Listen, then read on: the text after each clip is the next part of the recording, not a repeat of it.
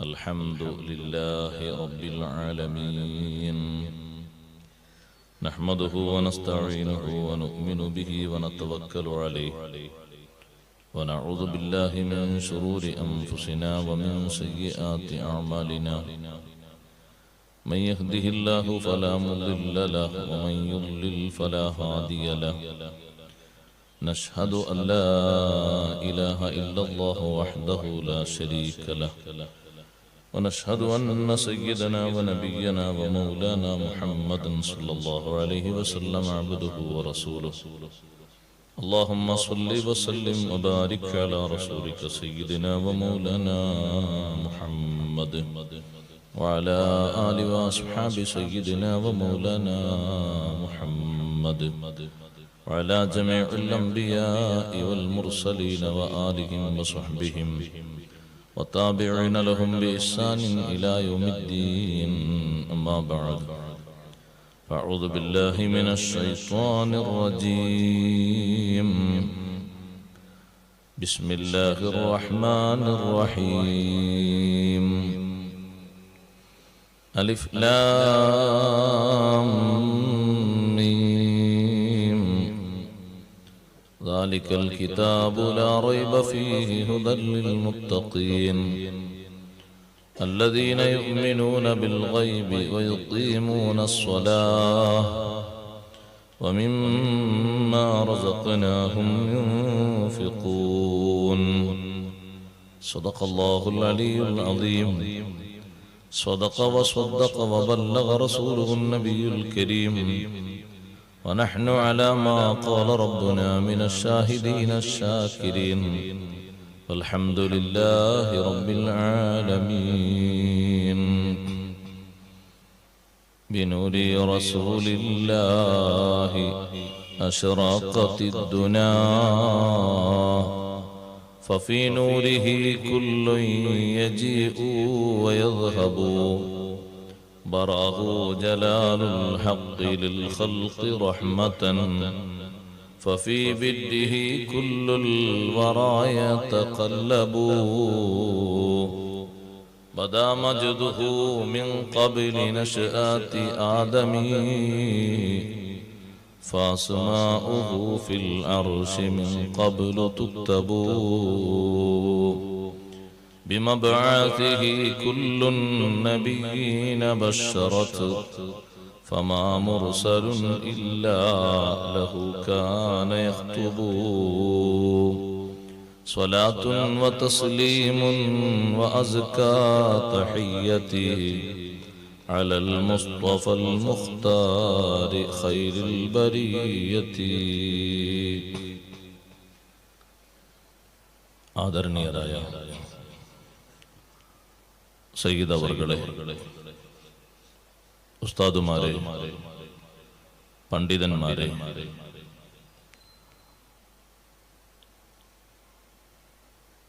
ദഫ് റാത്തീബ് committee ഭാരവാഹികളെ,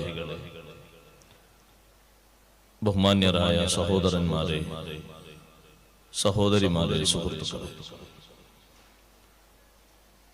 അള്ളാഹുവിന്റെ അതിമഹത്തായ അനുഗ്രഹം കൊണ്ട് ഔലിയാക്കളിൽ വിശ്രുതരും ഏറെ കറാമത്തുകൾ കൊണ്ട് അറിയപ്പെട്ടവരുമായ സുൽത്താനുൽ ആരിഫീൻ അഹ്മദുൽ കബീർ ദിഫാഇ ഖദ്ദസല്ലാഹു സിർറഹുൽ അസീസ് അവരുടെ പ്രത്യേക മേൽനോട്ടവും ബറക്കത്തും നിലനിൽക്കുന്ന നാടാണ് നമ്മുടെ ഈ നാടും പരിസരവും. അവരുടെ പേരിലുള്ള റിഫായി റാത്തീബ് അത് നടത്തുന്നതിലൂടെ അവരുടെ മഹനീയ സാന്നിധ്യം നമ്മുടെ എല്ലാ രംഗങ്ങളിലും ഒരു മേൽനോട്ടമായി നാം വിശ്വസിക്കുന്നു, കാണുന്നു. അക്കാരണം കൊണ്ട് നമ്മിലും നമ്മുടെ കുടുംബങ്ങളിലും ഉണ്ടായിത്തീരുന്ന വലിയ നേട്ടം പരിശുദ്ധ ദീനിന്റെ യഥാർത്ഥ പാരമ്പര്യ വഴികളിൽ നിന്ന് ഒരിക്കലും തെറ്റിപ്പോകാതെ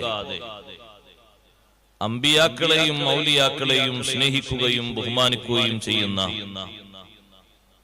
ആ ഒരു താവഴി നമ്മുടെ നാട്ടിൽ എന്നും നിതാന്തമായി നിലനിന്ന് കിട്ടും. അള്ളാഹു സ്വീകരിക്കുമാറാകട്ടെ. അത്തരത്തിലുള്ള റാത്തീബുകൾ സജീവമാക്കുന്നതിലും മഹാരഥന്മാരുടെ അനുസ്മരണം നിലനിർത്തുന്നതിലും കഴിഞ്ഞ കാലങ്ങളിൽ പങ്കുവഹിച്ച് നേതൃത്വം നൽകി ആരെല്ലാം സഹായിച്ച് സഹകരിച്ച് വിടവാങ്ങിയോ എല്ലാവരുടെയും ബർസഖിയായ ലോകം അള്ളാഹു വെളിച്ചമാക്കി കൊടുക്കട്ടെ.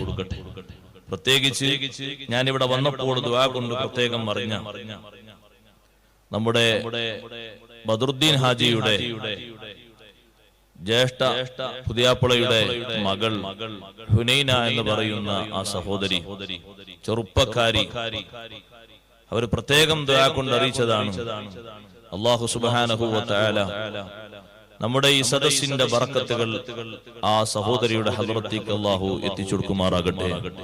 വലിയ സന്തോഷമുള്ള സ്വർഗീയ ലോകത്ത് ഏറ്റവും വലിയ സന്തോഷം കളിയാടുന്ന ജീവിതം അല്ലാഹു നൽകുമാറാകട്ടെ. കഴിഞ്ഞകാല ജീവിതത്തിൽ എന്തെല്ലാം വിഷമങ്ങൾ രോഗങ്ങൾ അനുഭവിച്ചോ അതെല്ലാം കഫാറത്തായി സ്വീകരിച്ച് അല്ലാഹു വലിയ സ്ഥാനം നൽകി അനുഗ്രഹിക്കുമാറാകട്ടെ. അവരുടെ മാതാപിതാക്കൾ, മറ്റു ബന്ധുക്കൾ എല്ലാവർക്കും അല്ലാഹു ബർക്കത്ത് നൽകുമാറാകട്ടെ. ആമുഖമായി പ്രാർത്ഥിച്ച് ഒരു വലിയ വിഷയമാണ് നമ്മുടെ ചർച്ചയ്ക്ക് മുന്നിലുള്ളത്. ഞാൻ അതിന്റെ പ്രധാനപ്പെട്ട ചില ഭാഗങ്ങൾ മാത്രം പറയാനാണ് ഉദ്ദേശിക്കുന്നത്. എല്ലാ ദിവസവും നിങ്ങൾ ഇവിടെ വാത് കേൾക്കാനുള്ളത് കൊണ്ട് നിങ്ങളെ മടുപ്പിക്കാൻ പാടില്ല. നാളെയും ഉണ്ട്, നാളെയും മറ്റന്നാളൊക്കെ വളരെ പ്രധാനപ്പെട്ട വിഷയമാണ്. നമ്മൾ ഏറ്റവും അധികം പഠിക്കേണ്ട വിഷയമാണ് നിസ്കാരം. ആദ്യമായി ഞാൻ ഓർമ്മപ്പെടുത്തുന്നത് അടിമ അള്ളാഹുവിന് ചെയ്യുന്ന ഏറ്റവും വലിയ നന്ദി ഈമാനിന് ശേഷം നിസ്കാരമാണ്. അടിമയിൽ നിന്ന് അള്ളാഹു പ്രതീക്ഷിക്കുന്ന, പ്രത്യേകിച്ച് അള്ളാഹുവിന്റെ പ്രതിനിധികളായ മനുഷ്യരിൽ നിന്ന് അള്ളാഹു പ്രതീക്ഷിക്കുന്ന ഏറ്റവും വലിയ നന്ദി ഈമാനാണ്, വിശ്വാസം. ആ വിശ്വാസത്തിന് ശേഷം പിന്നെ ഏറ്റവും കൂടുതൽ ആ ഈമാൻ നിലനിർത്തുന്നതിലൂടെ പ്രകടിപ്പിക്കാൻ കഴിയുന്ന നന്ദിയാണ് നിസ്കാരം. നിസ്കാരത്തിനുള്ള ഏറ്റവും വലിയ മഹത്വം മലക്കുകൾ ചെയ്യുന്ന എല്ലാ ആരാധനകളും അല്ലാഹു തആല ഒരുമിച്ച് കൂട്ടി നൽകിയ ഒരു ഇബാദത്താണ് നിസ്കാരം. നിസ്കാരം പോലെ ഒരു ഇബാദത്ത് മലക്കുകൾക്കില്ല. എന്നും റുക്കൂയിൽ കഴിയുന്ന മലക്കുകളുണ്ട്, എന്നും റുക്കൂയിലാണ്. എന്നും സുജൂദിലായി കഴിയുന്ന മലക്കുകളുണ്ട്. ഖിയാമിലായി എന്നും തസ്ബീഹ് ചൊല്ലി നിൽക്കുന്നവരുണ്ട്. അതേ രൂപത്തിൽ തന്നെ ഇരുത്തത്തിൽ അത്തഹിയ്യാത്തിൽ ഇരുന്ന് അല്ലാഹുവിനെ പ്രകീർത്തിക്കുന്ന, പ്രശംസിക്കുന്ന ധാരാളം മലക്കുകളുണ്ട്. ആ മലക്കുകൾ എല്ലാവരും കൂടി ചെയ്യുന്ന എല്ലാ സുഹൃതങ്ങളെയും ഒരുമിച്ച് കൂട്ടി മലക്കുകളെക്കാളും വലിയ ബഹുമാനം അല്ലാഹു നൽകിയ വിഭാഗമാണ് മനുഷ്യരിൽപ്പെട്ട അമ്പിയാക്കൾ. മലക്കുകളെക്കാളും ബഹുമാനമുള്ള ഇബാദത്ത് വേണല്ലോ. അതിന് അല്ലാഹു തആല തെരഞ്ഞെടുത്തു നൽകിയ ഇബാദത്താണ് നിസ്കാരം. നിസ്കാരം നിർവഹിക്കാത്ത ഒരൊറ്റ നബിയും ലോകത്ത് കഴിഞ്ഞു പോയിട്ടില്ല. എല്ലാ നബിമാരും നിസ്കരിച്ചിട്ടുണ്ട്. വഔഹൈനാ ഇലൈഹിം ഫിഅലൽ ഖൈറാത്തി വഇഖാമസ് സ്വലാത്തി വഇതാഅസ് സകാത്ത്. മുഴുവൻ നബിമാരിലേക്കും നാം വഹി അറിയിച്ചിട്ടുണ്ട്. ഫിഅലൽ ഖൈറാത്തി, നന്മകൾ ചെയ്യണമെന്ന്, എല്ലാ നന്മകളും ചെയ്യണം എന്ന വഹി നാം നബിമാർക്ക് നൽകിയിട്ടുണ്ട്. ആ നന്മകളിൽ രണ്ടെണ്ണം അല്ലാഹു എടുത്തു പറഞ്ഞു. വഇഖാമസ് സ്വലാത്തി വഇതാഅസ് സകാത്ത്, നിസ്കാരം നിലനിർത്തണമെന്നും സകാത്ത് കൊടുക്കണമെന്നും അമ്പിയാക്കൾക്ക് നാം വഹി നൽകിയിട്ടുണ്ട്. ലോകത്ത് നിസ്കരിക്കാത്ത ഒരൊറ്റ നബിയും കഴിഞ്ഞു പോയിട്ടില്ല. സകാത്ത് കൊടുക്കാത്ത, അത് നിർദ്ദേശിക്കാത്ത ഒരു നബിയും കഴിഞ്ഞു പോയിട്ടില്ല. വകാനൂ ലനാ ആബിദീൻ. ആ അമ്പിയാക്കൾ നമുക്ക് ആരാധന നടത്തുന്നവരായിരുന്നു. കുട്ടിക്കാലത്ത് സംസാരപ്രായം എത്തുന്നതിന്റെ മുമ്പ് തൊട്ടിലിൽ കുട്ടിയായി കിടക്കുന്ന സമയത്ത് ബഹുമാനപ്പെട്ട ഈസാ നബി അലൈഹിസ്സലാം, ഈസാ നബി അലൈഹിസ്സലാം ആരാണെന്നതിൽ അവിടുത്തെ ജനത സംശയിച്ചു കൊണ്ടിരിക്കുമ്പോ ചിലരൊക്കെ പറഞ്ഞു മറിയം ബീവി റളിയല്ലാഹു അൻഹയിൽ ജനിച്ചൊരു ജാരസന്തതിയാണ്. മറിയം ബീവി റളിയല്ലാഹു അൻഹയെ അവര് കടന്നാക്ഷേപിച്ചു. ഇങ്ങനെ പലതും പറഞ്ഞ് വിമർശിച്ചു കൊണ്ടിരിക്കുമ്പോ കുട്ടിയോട് ചോദിക്കാൻ വേണ്ടി മറിയം ബീവി റളിയല്ലാഹു അൻഹ ആംഗ്യം കാണിച്ചു കൊടുത്തപ്പോൾ ഖാലൂ കൈഫ നുകല്ലിമു മൻ കാന ഫിൽ മഗ്ദി സബിയ്യാ, തൊട്ടിലിൽ കുട്ടിയായി കിടക്കുന്ന വ്യക്തിയോട് ഞങ്ങൾ എങ്ങനെ സംസാരിക്കാനാണ്? തൊട്ടിലിൽ കിടക്കുന്ന കുട്ടികളോട് സംസാരിച്ചൊരു ശീലം ഞങ്ങൾക്കില്ല. സംസാരത്തിന് പ്രായമുറ്റുന്നവരോടല്ലേ സംസാരിക്കുന്ന പതിവ്.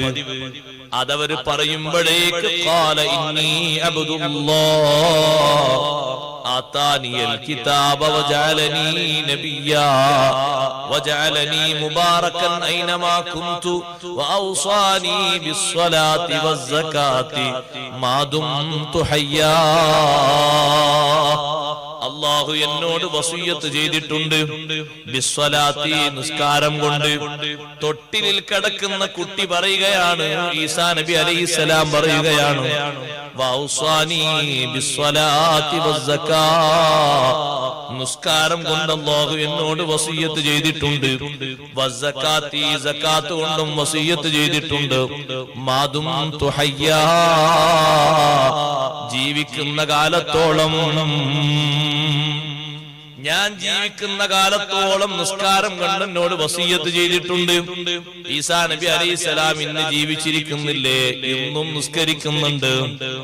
ഇനി ഒരു 7 കൊല്ലം ഭൂമിയിലേക്ക് ഇറങ്ങി വന്ന് ഇവിടെ താമസിക്കുമെന്ന് സയ്യിദുനാ റസൂലുള്ളാഹി സ്വല്ലല്ലാഹു അലൈഹി വസല്ലം തങ്ങൾ പറഞ്ഞല്ലോ. ഈസാ നബി അലൈഹിസ്സലാം വരുന്നത് സുബ്ഹിന്റെ നേരത്താണ്. ദമസ്കസിലെ വെള്ളമിനാരത്തിലൂടെ മലക്കിന്റെ ചിറകിന്റെ സംരക്ഷണത്തിലായി താഴോട്ടിറങ്ങി വരുമ്പോ മസ്ജിദുൽ അഖ്സയിൽ നിന്ന് വാങ്കുലി മുഴങ്ങുന്ന നേരമാണ്. ഭൂമിയിൽ എത്തിയ ഉടനെ തന്നെ അന്ന് മസ്ജിദുൽ അഖ്സയിൽ ഇമാമായി നേതൃത്വം നൽകുന്നത് ഹബീബ് മുഹമ്മദുർ റസൂലുള്ളാഹി സ്വല്ലല്ലാഹു അലൈഹി വസല്ലം തങ്ങളുടെ പേരക്കുട്ടികളിൽ ഒരാളായ ഏറ്റവും നല്ല ഭരണം നടത്തുന്ന മുഅ്മിനീങ്ങൾക്ക് അത്ര സുഖമുള്ള ഒരു കാലം പിന്നീട് വരാനില്ലെന്ന് തങ്ങൾ പ്രത്യേകം ഊന്നി പറഞ്ഞ ഇമാം മഹ്ദി റളിയല്ലാഹു അൻഹു ആണ് മസ്ജിദുൽ അഖ്സയിൽ നിസ്കാരത്തിന് നേതൃത്വം നൽകുന്നത്. ഇമാം മഹ്ദി തങ്ങളോട് ഓടി വന്നിട്ട് ജനങ്ങൾ പറയും, ഈസാ നബി അലൈഹിസ്സലാം വന്നിരിക്കുന്നു. ദമസ്കസിൽ മസ്ജിദുൽ അഖ്സയിൽ നിന്ന് നടന്നു പോകാനെത്തുന്ന ദൂരത്ത് വാഹനങ്ങളൊക്കെ ഉണ്ട്. എല്ലാവരും സജീവമായി പെട്ടെന്ന് പുറപ്പെടും ഈസാ നബി അലൈഹിസ്സലാമിനെ സ്വീകരിക്കാൻ വേണ്ടി. മസ്ജിദുൽ അഖ്സയിലേക്കാണ് ആദ്യം ആനയിച്ചു കൊണ്ടുവരുന്നത്. ഭൂമിയിൽ ഇറങ്ങുമ്പോൾ സുബ്ഹ് നിസ്കാരത്തിന്റെ വാങ്കുലി കേട്ടു. മസ്ജിദുൽ അഖ്സയിൽ എത്തുമ്പോൾ ഇമാം മഹ്ദി റളിയല്ലാഹു അൻഹു ഈസാ നബി അലൈഹിസ്സലാമിനോട് പറയുമെന്ന് ഹദീസിൽ കാണാം, ഒന്ന് മുന്നോട്ട് നിന്നിട്ട് ഇമാമത്തിന് നേതൃത്വം നൽകൂ. ഈസാ നബി അലൈഹിസ്സലാം പറയും, വാങ്ക് വിളിക്കപ്പെട്ടത് നിങ്ങൾക്കല്ലേ? വാങ്ക് കൊടുത്ത് തീരാത്താണല്ലോ ഞാൻ ഭൂമിയിലെത്തിയത്. വാങ്ക് തുടക്കം മുതൽ ഒടുക്കം വരെ ശരിക്ക് ശ്രദ്ധിച്ച് ശ്രവിച്ച് കേട്ടവര് നിങ്ങളാണ്. ഞാൻ അതിനാണല്ലോ കേട്ടത്. അതുകൊണ്ട് നിങ്ങൾ തന്നെ ഇമാമത്ത് നിൽക്കൂ. ഇമാം മഹ്ദി റളിയല്ലാഹു അൻഹു ഇമാമായി നിൽക്കുന്നു. ഈസാ നബി അലൈഹിസ്സലാം 5 വഖ്ത് നിസ്കരിക്കുകയാണ്. സഹോദരങ്ങളെ, മുഴുവൻ നബിമാർക്കും നിസ്കാരമുണ്ടെങ്കിലും 5 വഖത്ത് ഒരുമിച്ച് അല്ലാഹു നൽകിയ ഒരേ ഒരു സമുദായം ഉമ്മത്ത് മുഹമ്മദ് സ്വല്ലല്ലാഹു അലൈഹി വസല്ലം തങ്ങളാണ്. എന്തിനാണെന്നറിയോ നമുക്ക് 5 വഖത്ത് തന്നത്? നമ്മെ അല്ലാഹു തആല മറ്റു സമുദായങ്ങളെ പോലെ സുഖം കൂടുതൽ തന്നിട്ട് നമ്മെ ഈ ഭൂമിയിൽ പരീക്ഷിക്കാനല്ല. 5 വഖത്ത് തന്നിട്ട് നാളെ ആഖിറത്തിൽ മുന്നോട്ട് നടക്കാനാണ്. ഏറ്റവും അവസാനം വന്ന സമുദായമാണ് നമ്മൾ. നഹ്നുൽ ആഖിറൂൻ അസ്സാബിഖൂന യൗമൽ ഖിയാമ. അവസാനം വന്ന സമുദായമാണെങ്കിലും ഖിയാമത്ത് നാളിൽ ആദ്യം പാലം കടന്നു പോകുന്നത് മുഹമ്മദുർ റസൂലുള്ളാഹി സ്വല്ലല്ലാഹു അലൈഹി വസല്ലം തങ്ങളുടെ സമുദായമാണ്, ഉമ്മത്താണ്. അല്ലാഹ് നമുക്ക് ഭാഗ്യം തരട്ടെ. ആദ്യം പാലം കടക്കാൻ പോകുമ്പോ മറ്റു സമുദായങ്ങൾ വിടുവോ? കാരണം 900 കൊല്ലം ജീവിച്ചവര്, 500 കൊല്ലം ജീവിച്ചവര്, 400 കൊല്ലം ജീവിച്ചവര്, 350 കൊല്ലം ജീവിച്ചവര് ഇവരൊക്കെ ഉണ്ട്. അവരങ്ങനെ പെട്ടെന്ന് പെർമിഷൻ തരും? ഇതൊരു സാധാ ഒരു പാലത്തിലൂടെ കടന്നു പോകല്ലോ. അപ്പോഴേക്ക് ഈ ഉമ്മത്തിൽപ്പെട്ട ആളുകൾ അവരുടെ എല്ലാവിധ ഐഡന്റിറ്റിയും ഉയർത്തി കാണിച്ചു കൊടുത്ത് മറ്റു സമുദായങ്ങളെ മുന്നിൽ അവർ കാണിച്ചു കൊടുക്കുന്നത് അമലിന്റെ കർമ്മങ്ങളുടെ വീര്യമാണ്. കണ്ടില്ലേ, നിങ്ങൾക്കാർക്കും 5 വക്ത് നിസ്കാരമില്ലല്ലോ, നിങ്ങൾക്കാർക്കും 1 മാസത്തെ നോമ്പില്ലല്ലോ, നിങ്ങൾക്കാർക്കും ലൈലത്തുൽ ഖദർ എന്ന മഹത്വമില്ലല്ലോ, നിങ്ങൾക്കാർക്കും വെള്ളിയാഴ്ച ദിവസത്തിലെ ആരാധനയില്ലല്ലോ. ഞങ്ങൾക്ക് അല്ലാഹു നൽകിയത് ഏറ്റവും മഹത്വമുള്ള ബഹുമാനമുള്ള ശ്രദ്ധതയുള്ള നേതാവിനായപ്പോൾ ആ നേതാവിന്റെ കീഴിൽ ജീവിക്കുന്ന അനുയായികളായ ഉമ്മത്ത്, അവിടുത്തെ സ്വീകരിച്ച് വിശ്വസിച്ച ഉമ്മത്ത് അമലിൽ കുറവുള്ളവരാകാൻ പാടില്ല. നിങ്ങൾ ചെയ്തതിനേക്കാളും കർമ്മങ്ങൾ ഞങ്ങൾ ചെയ്തിട്ടുണ്ട്. ബനു ഇസ്രായേൽ എന്ന് പറയുന്ന ഒരു സമുദായത്തിനുള്ള നിർബന്ധമാക്കിയത് 2 വഖത്താണ്. സ്വർഗത്തിൽ നിന്ന് ഭക്ഷണം കിട്ടിയവരാണ് അവര്. മക്കാർക്ക് സ്വർഗത്തിൽ ഭക്ഷണം കിട്ടിയോ? സ്വർഗത്തിൽ നിന്ന് ടൈം ആകുമ്പോ കഴിയും കേൾക്കിയിരുന്ന ഒരു ബില്ലും അടക്കേണ്ട ഭക്ഷണം വരിക. അത് കഴിഞ്ഞാൽ പാത്രം കൂടി കേൾക്കണ്ട, അത് മേലോട്ട് പോവുക. എന്തൊരു സുഖ! സ്വർഗത്തിൽ നിന്ന് തളിക ഇറങ്ങി വരിക. 1-ാം നമ്പർ കാടപ്പക്ഷിയും കട്ടിത്തേനും. ഒരു കൊളസ്ട്രോൾ ഉള്ള, ഒരു പ്രഷറും ഉള്ള, ഒരു ഷുഗറും ഇല്ല, ഒന്നുമില്ല. യഥേഷ്ടം ഭക്ഷിക്കാം. ഇത്രയെന്നുള്ള ലിമിറ്റ് ഒന്നുമില്ല. അവർക്ക് നേരമാകുമ്പോ ഭക്ഷണം താഴോട്ടിറങ്ങി വരിക, അവരത് ഭക്ഷിക്കാം. മേഘം അല്ലാഹു തആല തണൽ വിട്ടുകൊടുത്ത സമുദായം കലീമുല്ലാഹി മൂസ അലൈഹിസ്സലാത്തു വസ്സലാമിന്റെ സമുദായമല്ലേ? ഒരിക്കലും പറ്റാത്ത രീതിയിൽ 12 ഗോത്രങ്ങൾക്ക് അല്ലാഹു തആല നീരുറവ് നൽകിയില്ലേ? ഒരു പാറക്കല്ലിന്റെ അടിയിൽ നിന്ന് 12 ഗോത്രങ്ങളിലേക്ക് 12 തടാകങ്ങളല്ലേ പൊട്ടിയൊഴുകിയത്? അതിനും ബില്ലടക്കണ്ട. മോട്ടർ ഒന്ന് ഓണാക്കിയാൽ സർക്കാരിന് ബില്ല് കൊടുക്കണം, കറണ്ടിന് ചെലവിന് ഒന്നും വേണ്ട. എത്ര സുഖ! ഇത്രയും സുഖം നൽകിയ, നമ്മളെക്കാളും ആരോഗ്യമുള്ള, നമ്മളെക്കാളും ആയുസ്സുള്ള ആ വിഭാഗത്തിന് അല്ലാഹു കൊടുത്ത 2 വക്ത് നിസ്കാരം, അത് തന്നെ പൂർത്തീകരിക്കാൻ അവർക്ക് കഴിഞ്ഞില്ല. ഞാൻ പറഞ്ഞ നിസ്കാരത്തിന്റെ തിളക്കുകൊണ്ട് ആഖിറത്തിൽ മുന്നോട്ട് ചെന്നിട്ട് പാലം കടക്കാൻ കഴിയണം. അല്ലാഹു തൗഫീഖ് നൽകട്ടെ. വല്ലാത്തൊരു സന്തോഷമാണ്, ചെറുതൊന്നുമല്ല, വല്ലാത്തൊരു ഭംഗിയാണ്. ഈ ഉമ്മത്തിൽ നിന്ന് 60 വയസ്സ് വരെ ജീവിച്ച ഒരാള് 45 കൊല്ലം, 15ാമത്തെ വയസ്സ് മുതൽ കൂട്ടുമ്പോ 45 കൊല്ലം, 45 കൊല്ലം നിസ്കരിച്ച 5 വക്ത് നിസ്കാരത്തിന്റെ കണക്കും കാട്ടി മുന്നോട്ട് നീങ്ങുമെന്നാണ് അഷ്റഫുൽ ഖൽഖ് റസൂലുള്ളാഹി.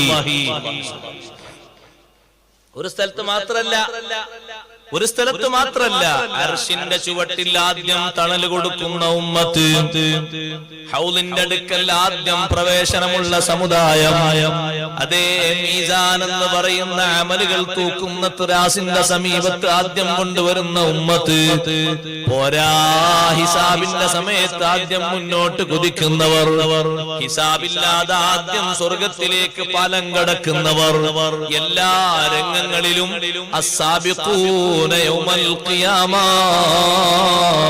ഖിയാമത്ത് നാളിൽ മുന്നോട്ട് കുതിക്കുന്നവരാണ്.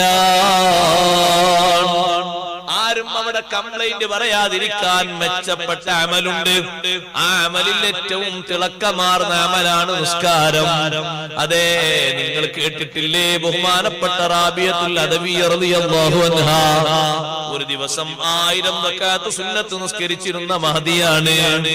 ഉമ്മമാരെ, റാബിയത്തുൽ അദവി റളിയല്ലാഹു അൻഹയുടെ ഖബറുള്ളത് ഫലസ്തീനിലെ ജബൽ സൈത്തൂനിനോട് അടുത്തുള്ള പ്രദേശത്താണ്.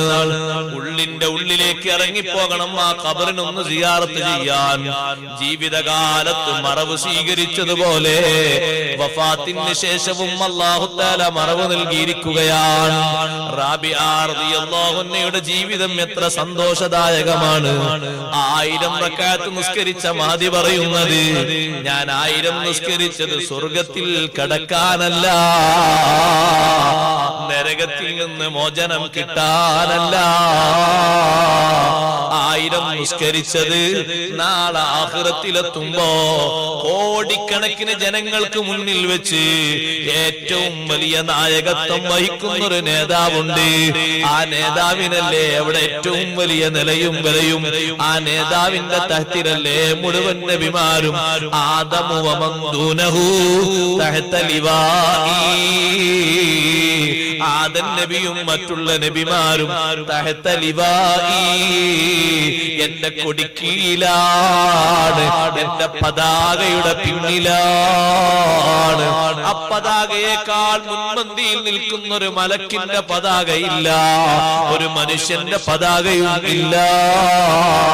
ആ പതാകയുടെ കീഴിൽ ഒരുമിച്ചുകൂടാൻ സാധുക്കളായ നമുക്കും അല്ലാഹു തൗഫീഖ് തരട്ടെ.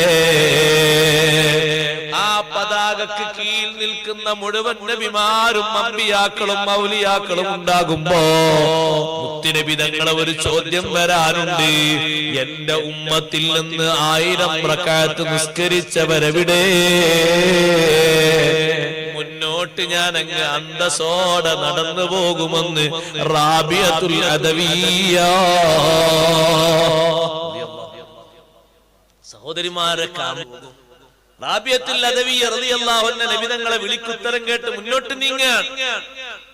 എന്തിനാണ് 1000 റക്അത്ത് നിസ്കാരം? നിങ്ങൾ ആലോചിച്ചു നോക്കൂ, ഏറ്റവും വലിയ സമ്മാനമല്ലേ അത്? 1000 റക്അത്ത് നിസ്കരിച്ചവർ എന്റെ ഉമ്മത്തിൽ നിന്ന് ആരാന്ന് വിളിക്കുമ്പോ മുഴുവൻ നബിമാരും അനുസരിച്ചു പോയി. കാരണം അവരാരുടെയും ഉമ്മത്തിൽ ഇതുപോലെ നിസ്കാരത്തിന്റെ കട്ടിയും ഘനവും ഉള്ളവർ ഇല്ല. ഇതുപോലെ സുന്നത്ത് നിസ്കാരങ്ങൾ തറാവീഹ് മുമ്പ് ഏതെങ്കിലും ഉമ്മത്തിനുണ്ടോ? ആർക്കില്ല. തറാവീഹ് ആർക്കല്ല. സഹോദരങ്ങളെ, വിത്ര നിസ്കാരം ആർക്കല്ല. എത്രമാത്രം മഹത്വമുള്ള നിസ്കാരമാണ്. ഒരുപാട് ശ്രേഷ്ഠ നിസ്കാരം. ഈ നിസ്കരിച്ച് പാരത്രിക ലോകത്ത് സയ്യിദുനാ റസൂലുള്ളാഹി സ്വല്ലല്ലാഹു അലൈഹി വസല്ലം തങ്ങളുടെ മുന്നിൽ വല്ലാത്തൊരു സന്തോഷം കിട്ടാനുണ്ട്. അതോടൊപ്പം ഞാൻ പറയട്ടെ, നിസ്കാരം പോലെ അള്ളാഹുവിന് നന്ദിയുള്ള മറ്റൊരു കർമ്മവും ലോകത്തില്ല.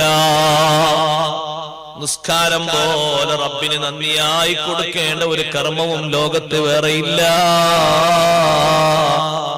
അതുകൊണ്ടാണ് സൂറത്തുൽ ബഖറയുടെ തുടക്കത്തിൽ മുത്തഖീങ്ങളെ പരിചയപ്പെടുത്തിയപ്പോ അല്ലാഹു ആദ്യം ഈമാനിനെ പറഞ്ഞു, അല്ലദീന യുഅ്മിനൂന ബിൽ ഗൈബ്. അദൃശ്യ നിലയ്ക്ക് വിശ്വസിക്കുന്നവരാണ്. അള്ളാഹുവിനെ കണ്ടിട്ടില്ല, കാണാതെ വിശ്വസിക്കുന്നു. നബിതങ്ങളെ കണ്ടിട്ടില്ല, കാണാതെ വിശ്വസിക്കുന്നു. മലക്കുകളെ കണ്ടിട്ടില്ല, വിശ്വസിക്കുന്നുണ്ട്. സ്വർഗമോ നരകമോ കണ്ടിട്ടില്ല. യുക്തിവാദം മൂർച്ചേറിയ മനുഷ്യന്മാര് സ്വർഗവും നരകവും അതൊരു കിനാവാണ്, സ്വപ്നമാണ് എന്ന് പറഞ്ഞ് തള്ളും പോലെ ഈമാനുള്ളവർ തള്ളിയിട്ടില്ല.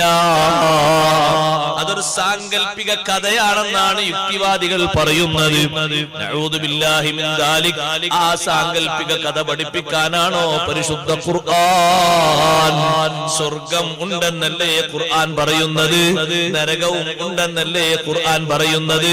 രണ്ടിനും രണ്ട് വിഭാഗം ഉണ്ടെന്ന് അല്ലാഹു പറയുന്നില്ലേ? ഫരീഖുൻ ഫിൽ ജന്നതി വഫരീഖുൻ ഫിസ് സഈർ. ഒരു വിഭാഗം സ്വർഗത്തിലാണ്, മറ്റൊരു വിഭാഗം നരകത്തിലാണ്.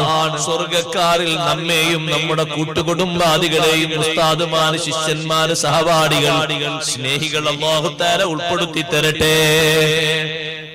ആ വിശ്വാസം ചെറിയ വിശ്വാസമല്ല. അല്ലദീന യുഅ്മിനൂന ബിൽ ഗൈബ്. അദൃശ്യമായ നിലക്ക് അല്ലാഹുവിൽ വിശ്വസിക്കുന്ന വിശ്വാസം ചെറുതല്ല, വലിയ വിശ്വാസമാണ്. ഒരു ദിവസം അഷ്റഫുൽ ഖൽഖ് സല്ലല്ലാഹു അലൈഹി വസല്ലം സ്വഹാബത്തിനോട് ചോദിച്ചു, സ്വഹാബാ, ഈമാന്റെ കൂട്ടത്തിൽ, വിശ്വാസത്തിന്റെ കൂട്ടത്തിൽ നിങ്ങൾക്ക് ഏറ്റവും അത്ഭുതം തോന്നുന്ന വിശ്വാസം ആരുടെ വിശ്വാസമാണ്? സ്വഹാബത്ത് പറഞ്ഞു, നബിയേ, മലക്കുകളുടെ വിശ്വാസമായിരിക്കും ഈമാനിൽ ഏറ്റവും അത്ഭുതമുള്ള വിശ്വാസം. നബി തങ്ങൾ പറഞ്ഞു, മലക്കുകൾക്ക് എന്താ വിശ്വസിക്കാതിരിക്കാൻ? അവർ അല്ലാഹുവിന്റെ ഹദ്റത്തിലല്ലയോ? അവർ റബ്ബിനെ കാണുന്നവരാണ്, റബ്ബിന്റെ കലാം കേൾക്കുന്നവരാണ്, റബ്ബിന്റെ നിർദ്ദേശങ്ങൾക്കനുസരിച്ച് പ്രവർത്തിക്കുന്നവരാണ്. അവർക്കെന്താ വിശ്വസിക്കാതിരിക്കാൻ? പ്രശ്നം എന്താണ്? അപ്പൊ സ്വഹാബത്ത് പറഞ്ഞു, എന്നാൽ നബിയെ, അമ്പിയാക്കളായിരിക്കും. നബി തങ്ങളുടെ മറുപടി, അമ്പിയാക്കൾക്ക് എന്താ വിശ്വസിക്കാതിരിക്കാൻ? അവർക്ക് പെട്ടെന്ന് വിശ്വസിച്ചൂടെ? റബ്ബിൽ നിന്ന് വഹി ലഭിക്കുന്നുണ്ടല്ലോ, അവർക്ക് വിശ്വാസത്തിന് തടസ്സമില്ലല്ലോ. അപ്പൊ അവസാനം സ്വഹാബത്ത് പറഞ്ഞു, എന്താ നബിയെ, ഞങ്ങളായിരിക്കും വിശ്വാസത്തിൽ ഏറ്റവും അത്ഭുതമുള്ളത്, ഞങ്ങളായിരിക്കും. തങ്ങള് പറഞ്ഞു, നിങ്ങൾക്ക് എന്താ വിശ്വസിച്ചൂടെ?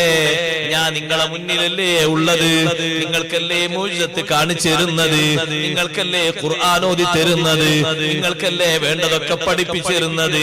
മുന്നിൽ ഞാൻ നിന്നിട്ട് പിന്നെ വിശ്വസിക്കാൻ നിങ്ങൾക്ക് വല്ല തടസ്സമുണ്ടോ? നബി തങ്ങൾ പറഞ്ഞു, നിങ്ങളും അല്ല, അമ്പിയാക്കളും അല്ല, അതേ മലക്കുകളും അല്ല. എന്റെ കാലശേഷം വരുന്ന ഖിയാമത്ത് നാൾ വരെ ജനങ്ങളിൽ എന്നെ കാണാതെ, റബ്ബിന്റെ നിർദ്ദേശം ഡയറക്റ്റായി കിട്ടാതെ, വഹി മുഖേന കിട്ടിയ ബോധ്യപ്പെടുത്തലൊന്നുമില്ലാതെ വിശ്വസിക്കുന്ന മുഅ്മിനീങ്ങളുണ്ട്. അവരിൽ അല്ലാഹു നമ്മളെ ചേർത്തി തരട്ടെ. അയ്യുൽ മുഅ്മിനീന അഅജബു ഈമാനാ. മുഅ്മിനീങ്ങളിൽ ഏറ്റവും കൗതുകം നിറഞ്ഞ ഈമാൻ അവരാണ് അല്ലദീന യുഅ്മിനൂന ബിൽ ഗൈബ്. എല്ലാ വിശ്വാസവും അദൃശ്യമായ നിലക്കാണ്. ഞാൻ അല്ലാഹനെ കണ്ടെങ്കിലേ വിശ്വസിക്കൂ എന്നുള്ള വാദം നമുക്കില്ലല്ലോ. കാരണം റബ്ബിനെ കാണേണ്ടതില്ല. റബ്ബിന്റെ അടയാളങ്ങൾ, അനുഗ്രഹങ്ങൾ ധാരാളമില്ലേ? എത്ര അനുഗ്രഹങ്ങളാണ് അല്ലാഹു തന്നത്, എത്ര അടയാളങ്ങളാണ് അല്ലാഹു വെച്ച് തന്നത്. അല്ലാഹു വെച്ച് തന്ന അടയാളങ്ങളിൽ ചിന്തിക്കുന്ന ചെറിയ ബുദ്ധിയുള്ള ഒരു മനുഷ്യന് റബ്ബ് ഉണ്ടെന്നേ സമ്മതിക്കാൻ കഴിയൂ. ഇല്ലെങ്കിൽ സഹോദരാ, എന്തെല്ലാം ഉപകരണങ്ങൾ ലോകത്തുണ്ട്, എന്തെല്ലാം ഉപകരണങ്ങൾ ലോകത്തുണ്ട്. കാറ്റിനെ നിയന്ത്രിക്കാൻ എന്ത് ഉപകരണമാണുള്ളത്? അതെ, നിങ്ങൾ നോക്ക്, കാറ്റടിച്ച് വീശി, ശക്തമായ കാറ്റടിച്ച് വീശിയാൽ അതിനെ നിയന്ത്രിക്കാൻ എന്ത് ഉപകരണമുള്ളത്? കാലിക്കറ്റ് എയർപോർട്ടിൽ വിമാനം ഇറങ്ങാൻ വേണ്ടി എല്ലാവരും ഒരുങ്ങിക്കഴിയുമ്പോ വിമാനത്തിന്റെ ഉള്ളിൽ നിന്നൊരു അനൗൺസ്മെന്റ്, എല്ലാവരും ഒന്ന് ക്ഷമിക്കണം, മഴയും കാറ്റും കൂടുതലായതുകൊണ്ട് വിമാനം കൊച്ചിയിലേക്ക് വിടുകയാണ്. ഇങ്ങ് കാസർഗോഡ് എത്തേണ്ട ആള് ഇന്നാ ലില്ലാഹി വ ഇന്നാ ഇലൈഹി റാജിഊൻ. കൊച്ചിയിലേക്ക് പോയിട്ട് ഞാൻ എത്ര ദൂരം സഞ്ചരിക്കണം? വല്ലാത്ത വിഷമം. കർണാടകയിലേക്ക് എത്തേണ്ട ആളും ഉണ്ട് ആ വിമാനത്തിന്. ആള് വല്ലാതെ വിഷമം പറയാൻ, പടച്ചോനെ അത് ഇവിടെ തന്നെ ഇറങ്ങിയാൽ എത്ര സുഖമുണ്ട്, പുറത്ത് ആളുകൾ കാത്തു നിൽക്കുന്നുണ്ട്, ആ വണ്ടിയിൽ കയറി പോയാൽ മതി. അല്ലെങ്കിൽ കോഴിക്കോട് എത്തിയാൽ ഏതെങ്കിലുമൊക്കെ സുഖമായ വസോ സൗകര്യങ്ങളോ കിട്ടും. ഇതിപ്പോ ഇനി കൊച്ചിയിലേക്ക് പോയാൽ എത്ര ഇടങ്ങേറാ. കൊച്ചിയിലേക്ക് എന്തുപകരണമുള്ളത്? കാലിക്കറ്റ് എയർപോർട്ടിൽ കാറ്റ് തടയാൻ എന്തുപകരണങ്ങളാണ്? മഴയെ തടയാനുള്ളത്, കാർമേഘത്തെ തടയാൻ എന്തുപകരണമാ ഉള്ളത്? പകൽ സമയത്ത് അല്ലാഹു തആല കരിമ്പുക പോലോത്ത മറ തന്നാൽ അതിനെ വട്ടിമാറ്റാൻ എന്തുപകരണ ലോകത്തുള്ളത്? ഇതെല്ലാം തരുന്ന ഒരു വ്യക്തിയും ഒരു ശക്തിയും ഉണ്ടോ? ഉണ്ടെങ്കിൽ പറയൂ അന്നഹു ഹുവല്ലാഹ്. അത് അല്ലാഹുവാണ്, വേറെ ആരും ആകാൻ തരമില്ല. നിയന്ത്രണം അല്ലാഹുവിന്റെ കയ്യിലല്ലേ. ആർക്കെങ്കിലും നിയന്ത്രിക്കാൻ പറ്റുന്നുണ്ടോ? നിർവചിക്കാനോ നിർണയിക്കാനോ പറ്റുന്നുണ്ടോ?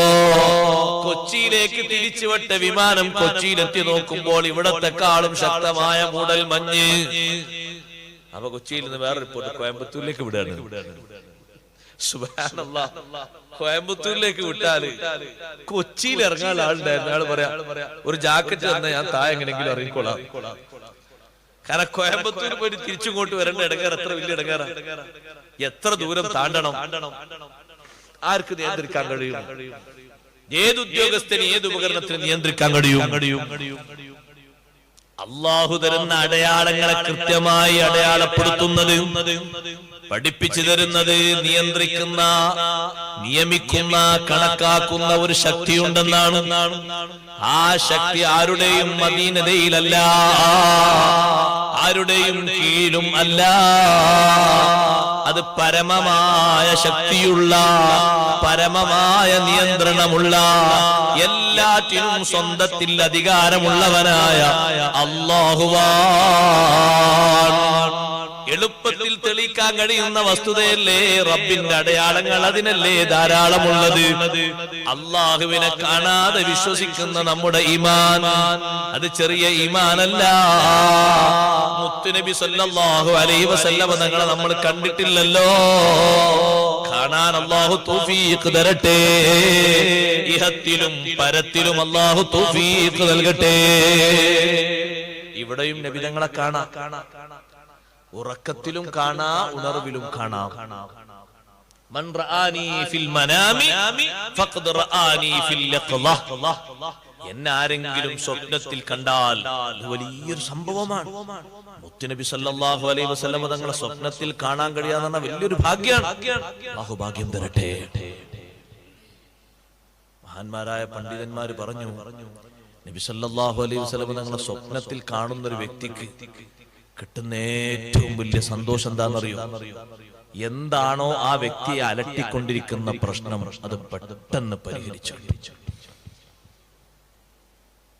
അതൊരു വലിയ പ്രശ്നമാണ്. കോടിക്കണക്കിന് കടമുള്ള ഒരു വ്യക്തിക്കാണോ ആ സന്തോഷ കാഴ്ച കിട്ടുന്നത്, പെട്ടെന്ന് കടം പിടിക്കും.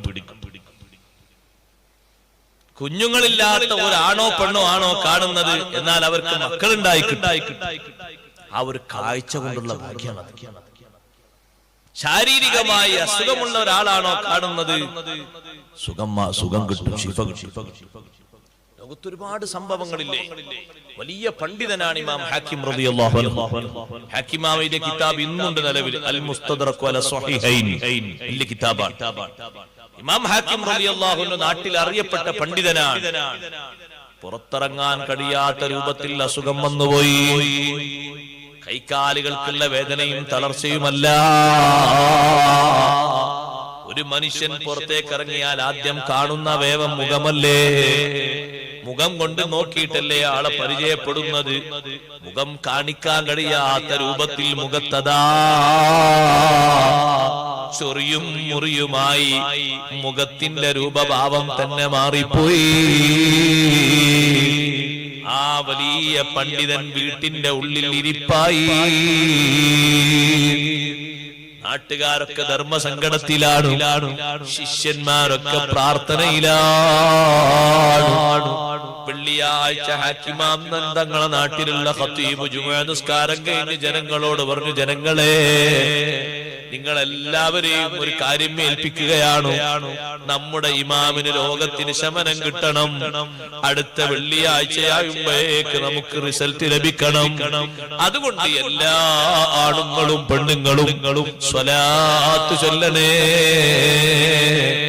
ഡയറക്റ്റായ നിർദ്ദേശം നബിതങ്ങളിൽ നിന്ന് കിട്ടിയിട്ട് രോഗം മാറാനാ. അല്ലാഹുവിന്റെ റസൂലിനെ പിടിച്ചാൽ നടക്കാത്തത് എന്തുണ്ട് ലോകത്ത്? വമൻ തകും ബിറസൂലില്ലാഹി നുസ്റതുഹു ഇൻ തൽഖഹുൽ സുദുഫി ആജാമിഹാ തജ്മീ. അല്ലാഹുവിന്റെ ഹബീബിന്റെ ഒരു വ്യക്തിക്ക് ലോകത്ത് ഒന്നും പേടിക്കാനില്ല. കാട്ടിലെ ഗജവീരനായ സിംഹം മുന്നോട്ട് വന്നാലും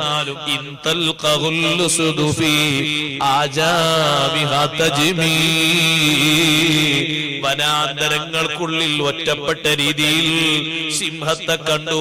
പരസഹായത്തിന് കൂടെ ആളില്ല. സിംഹത്തിന് എല്ലാവിധ അക്രമത്തിനും ചാൻസ് ഉണ്ട്. പക്ഷേ അല്ലാഹുവിന്റെ ഹബീബിന്റെ സഹായമുള്ള വ്യക്തിയാണോ തജ്മീ. സിംഹം കാട്ടിലേക്ക് പോകുന്നു, ഒന്നും ചെയ്യൂല, ഒന്നും കടിക്കൂല, ഒരു പരിക്കും ഏൽപ്പിക്കൂല. സഹോദരങ്ങളെ, ഹാക്കിമാം റളിയല്ലാഹു അൻഹു രോഗം മാറാൻ നിർദ്ദേശം കിട്ടാൻ നാട്ടുകാരൊക്കെ സ്വലാത്ത് ചൊല്ലി. ഏറെ സ്വലാത്ത് ചൊല്ലി. പിറ്റത്തെ വെള്ളിയാഴ്ച രാവിലെ പള്ളിയിലെ ഉസ്താദിനെ വിളിക്കാൻ വേണ്ടിയിട്ട് ഒരു ഉമ്മ വന്നിരിക്കുകയാണ് പള്ളിന്റെ പുറത്ത്. പള്ളിയിലെ ഉസ്താദിനോട് ഒരു കാര്യം പറയാൻ. ആ നാട്ടുകാരിയായ ഒരു സഹോദരി ഒരു വിഷയം പറയാനുണ്ട്. കഴിഞ്ഞ വെള്ളിയാഴ്ച നാട്ടുകാരോടൊക്കെ സ്വലാത്തെല്ലാം എല്ലാവരും സ്വലാത്തിലാണ്. ആണും പെണ്ണും ചെറിയവരും വലിയവരും ഒക്കെ സ്വലാത്തിലാണ്. ഒരു പെണ്ണ് വന്നിട്ട് പറയാണ്, ഉസ്താദേ, ഇന്നലെ രാത്രി ഞാൻ കൂടുതൽ സ്വലാത്ത് ചൊല്ലി. ഞാൻ കണ്ടു മുഹമ്മദുർ റസൂലുള്ളാഹി സ്വല്ലല്ലാഹു അലൈഹി വസല്ലം തങ്ങളെ കണ്ടു. എന്നോട് അല്ലാഹുവിന്റെ ഹബീബ് പറഞ്ഞ നിർദ്ദേശം ഇമാം ഹാക്കിം തങ്ങളോടൊരു ചെറിയ കാര്യം ചെയ്യാൻ വേണ്ടി പറഞ്ഞിട്ടുണ്ട്. ജനങ്ങൾക്ക് മുഴുവനും വെള്ളം കൊടുക്കുന്ന ഒരു മാർഗം ഉണ്ടാക്കി കൊടുക്കാൻ പറഞ്ഞിട്ടുണ്ട്. രോഗമല്ല ശിഫയാക്കുമെന്നും പറഞ്ഞിട്ടുണ്ട്. എന്താ കാര്യം പറഞ്ഞേ? എല്ലാവർക്കും കുടിക്കാൻ പറ്റുന്ന രൂപത്തിൽ വെള്ളം സംവിധാനം ചെയ്യാൻ വേണ്ടി ഖത്തീബിന്റെ മക്കളെ നിർദ്ദേശം കിട്ടിയുകൊണ്ട് തന്നെ ഖത്തീബ് ഉസ്താദ് ഓടി ഇമാം ഹാക്കിം റളിയല്ലാഹു അൻഹു വീട്ടിലേക്ക് ഓടിയിട്ട് ഈ സന്തോഷം പറഞ്ഞു. ഇമാം ഹാക്കിം റളിയല്ലാഹു അൻഹു വല്ലാതെ സന്തോഷിച്ചു. ആരുടെ സഹായമാണ്? ലോകത്തിന്റെ നേതാവ് മുഹമ്മദുർ റസൂലുള്ളാഹി സ്വല്ലല്ലാഹു അലൈഹി വസല്ലം തങ്ങളുടെ സഹായമാണ്. വെള്ളം എല്ലാവർക്കും കൊടുക്കാൻ വേണ്ടി പറഞ്ഞിട്ടുണ്ട്. വീട്ടിന്റെ മുൻഭാഗത്ത് പ്രത്യേകം അതാ വെള്ളം സംവിധാനം ഏർപ്പെടുത്തി. അതിലൂടെ പോകുന്ന എല്ലാ ആളുകളും വെള്ളം എടുക്കാൻ വേണ്ടി അവിടെ എഴുതി വെക്കുകയും ചെയ്തു. യാത്രക്കാരൊക്കെ വെള്ളം എടുക്കുകയാണ്. അല്ലാതെ പോകുന്നവരും കുടിക്കാൻ വെള്ളം എടുക്കുന്നുണ്ട്, ഉളു എടുക്കാൻ വെള്ളം എടുക്കുന്നുണ്ട്, പാത്രത്തിൽ നിറച്ചു കൊണ്ടുപോകുന്നുണ്ട്. അടുത്ത ആഴ്ചയാകുമ്പോഴേക്ക് ഒരു കല പോലും ബാധിക്കാതെ രോഗം മാറിക്കിട്ടി. അല്ലാഹ് നമുക്ക് തൗഫീഖ് നൽകട്ടെ. ഇവിടുത്തെ കാണാൻ അല്ലാഹ് തൗഫീഖ് നൽകട്ടെ. ഈ സദസ്സ് ഖബൂലാക്കി അല്ലാഹ് നമുക്ക് തൗഫീഖ് നൽകട്ടെ. വല്ലാത്ത ഒരു സന്ദർഭമാണ് ഇവിടുത്തെ കാണുക. വല്ലാത്തൊരു ഭാഗ്യം. ഇവിടുത്തെ കണ്ടു എന്ന് പറയുന്ന ഒരാളെ കണ്ടാൽ തന്നെ വല്ലാത്തൊരു ഭാഗ്യം. കാണാതെ വിശ്വസിച്ചവരല്ലേ നമ്മൾ. ഒന്നും കുറയാനില്ല. അല്ലാഹ് നമ്മളെ ഈമാൻ ഖബൂലാക്കി തരട്ടെ. അവിടുത്തെ കാണാതെ നമ്മൾ വിശ്വസിച്ചു. സ്വഹാബത്ത് കണ്ടിട്ടാ വിശ്വസിച്ചു. കണ്ടിട്ട് വിശ്വസിച്ചതും കാണാതെ വിശ്വസിച്ചതും കൂടുതൽ പവറുള്ള ഈമാൻ കാണാതെ വിശ്വസിച്ചു. അല്ലദീന യുമിനൂന ബിൽ ഗൈബ്, കാണാതെ വിശ്വസിച്ചു. മലക്കുകളെ കണ്ടിട്ടില്ല, അമ്പിയാക്കളെ കണ്ടിട്ടില്ല, മുർസലുകളെ കണ്ടിട്ടില്ല, ഒന്നും കണ്ടിട്ടില്ല, കാണാതെ വിശ്വസിച്ചു. വിശ്വാസത്തിനോട് അല്ലാഹു ചേർത്തി പറഞ്ഞ കാര്യം നോക്ക് നിങ്ങൾ. വയുഖീമൂനസ്സലാ, ഈ ഈമാൻ കഴിഞ്ഞ് തൊട്ടുടനെ അല്ലാഹു പറഞ്ഞത് വയുഖീമൂനസ്സലാ, നിസ്കാരം അവർ നിലനിർത്തുന്നവരാണ്. എന്റെ സഹോദരന്മാരെ സഹോദരിമാരെ ഇങ്ങനെ പറഞ്ഞത് ഈമാൻ ശരിയായ രൂപത്തിൽ ഫലമുള്ള ഈമാനാകാൻ അതിനേറ്റവും നല്ല ഫലം വരുത്തേണ്ടത് നിസ്കാരം കൊണ്ടാണ്. നിസ്കാരം നിലനിർത്തുന്നവരാണ്. ഞാൻ അവിടെ കുറച്ച് കാര്യങ്ങൾ പറയട്ടെ. മുക്കല്ലഫായത് മുതൽക്ക് നിങ്ങൾ നോക്ക്, മുക്കല്ലഫായത് മുതൽക്ക്, ബുദ്ധി വന്നത് മുതൽക്ക് ശരീരത്തോട് മനസ്സിനോട് ചേരുന്നൊരു ബാധ്യതയില്ലേ നിസ്കാരം. ബുദ്ധിയുള്ള എല്ലാ മുസ്ലിമും നിസ്കരിക്കണ്ടേ, ശുദ്ധിയുള്ള എല്ലാ മുസ്ലിമത്തും നിസ്കരിക്കണ്ടേ. ആ നിസ്കാരത്തിൽ നിങ്ങൾ നോക്ക്, ഒരു നിലക്കും വിട്ടുവീഴ്ച തരുന്നില്ല. വലാ തസ്ഖുതു സ്വലാത്തു മാദാമ ഖുലുഹു സാബിതാ, ബുദ്ധി നിലനിൽക്കുന്ന കാലത്തോളം നിസ്കാരം ഒഴിവാകൂല. ബുദ്ധി നിലനിൽക്കുന്ന കാലത്തോളം നിസ്കാരം ഒഴിവാകൂല. ഉസ്താദേ, കയ്യനക്കാൻ പറ്റുന്നില്ല, നിസ്കരിക്കണം. കാലനക്കാൻ പറ്റുന്നില്ല, നിസ്കരിക്കണം. തോളനക്കാൻ പറ്റുന്നില്ല, നിസ്കരിക്കണം. ഇരിക്കാൻ കഴിയുന്നില്ല, നിസ്കരിക്കണം. കിടന്നിട്ടാണെങ്കിലോ ആശ്വാസം കിട്ടുന്നില്ല, നിസ്കരിക്കണം. ബുദ്ധിയുണ്ടോ? ഇങ്ങനൊരു കാലപരിധി വെച്ചൊരു അമലേതാണ്. ബുദ്ധിയുള്ള കാലത്തോളം വേണോ നോമ്പ്? വേണ്ട. നോമ്പിന് ശാരീരികമായ ആരോഗ്യം വേണം. ബുദ്ധിയുള്ള കാലത്തോളം നിർവഹിക്കേണ്ടതാണോ ഹജ്ജ്? അല്ല, അതിന് ശാരീരികമായ ആരോഗ്യം വേണം.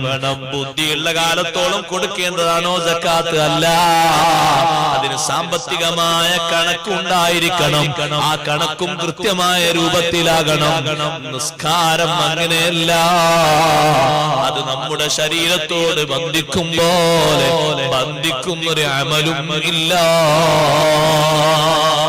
പ്രായപൂർത്തി എത്തിയതിനു ശേഷം നിസ്കാരം ഖളാ ഉള്ളവരുണ്ടോ?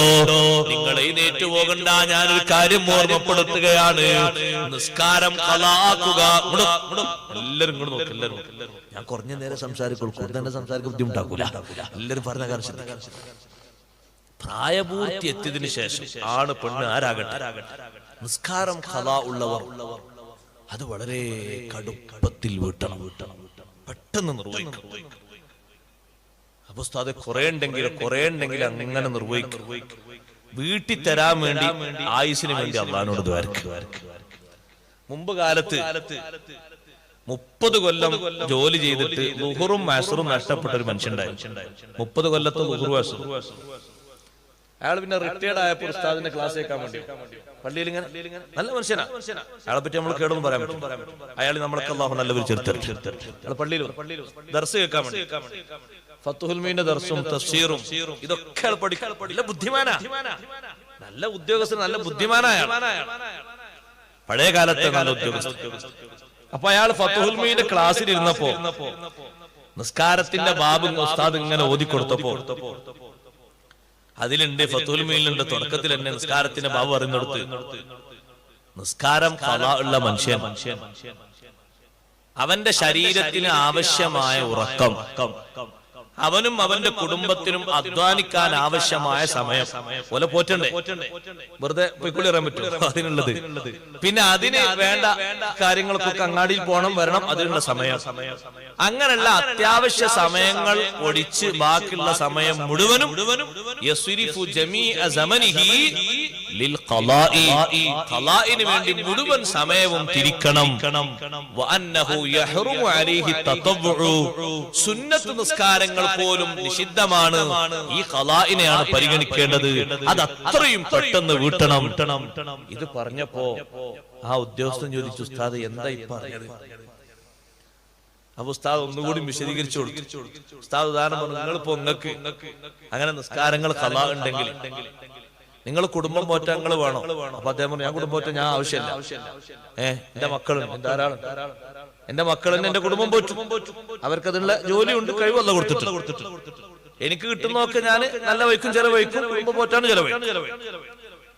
അപ്പൊ നിങ്ങൾക്ക് ഇപ്പൊ എത്ര വയസ്സായി? അദ്ദേഹം പറഞ്ഞു, എനിക്ക് 55 വയസ്സ് കഴിഞ്ഞ് 56 വയസ്സിലേക്കാണ്. ചെറിയ വയസ്സിൽ തന്നെ ഉദ്യോഗം കിട്ടിയാളാ. ഉദ്യോഗം കിട്ടാനൊക്കെ കേടൊന്നുമല്ല കേട്ടോ, നല്ല തന്നെയാണ്, നല്ല ജോലിക്കല്ലേ, കേടൊന്നുമില്ല. അപ്പൊ ഉസ്താദെ എനിക്ക് ഒരുപാട് നിസ്കാരം കളാണ്. ഉസ്താദ് ചോദിച്ചു എത്ര നിസ്കാരം? ദുഹുറും അസ്റുമായിട്ടൊരു 30 കൊല്ലത്തെ ദുഹുറും അസ്റും കളാണ്. റമദാൻ മാസം ബാക്കിയുള്ള ജുമ ഉണ്ടാവുമല്ലോ, ജുമ ഒഴിവാണ്, ജുമേന്റെ ലീവായതുകൊണ്ട് ബാക്കിയുള്ള മിക്ക ദിവസങ്ങളിലും ജോലിയും തിരക്കും കാര്യമായിട്ട് നിസ്കാരം. ഞാൻ എന്താ ചെയ്യാ?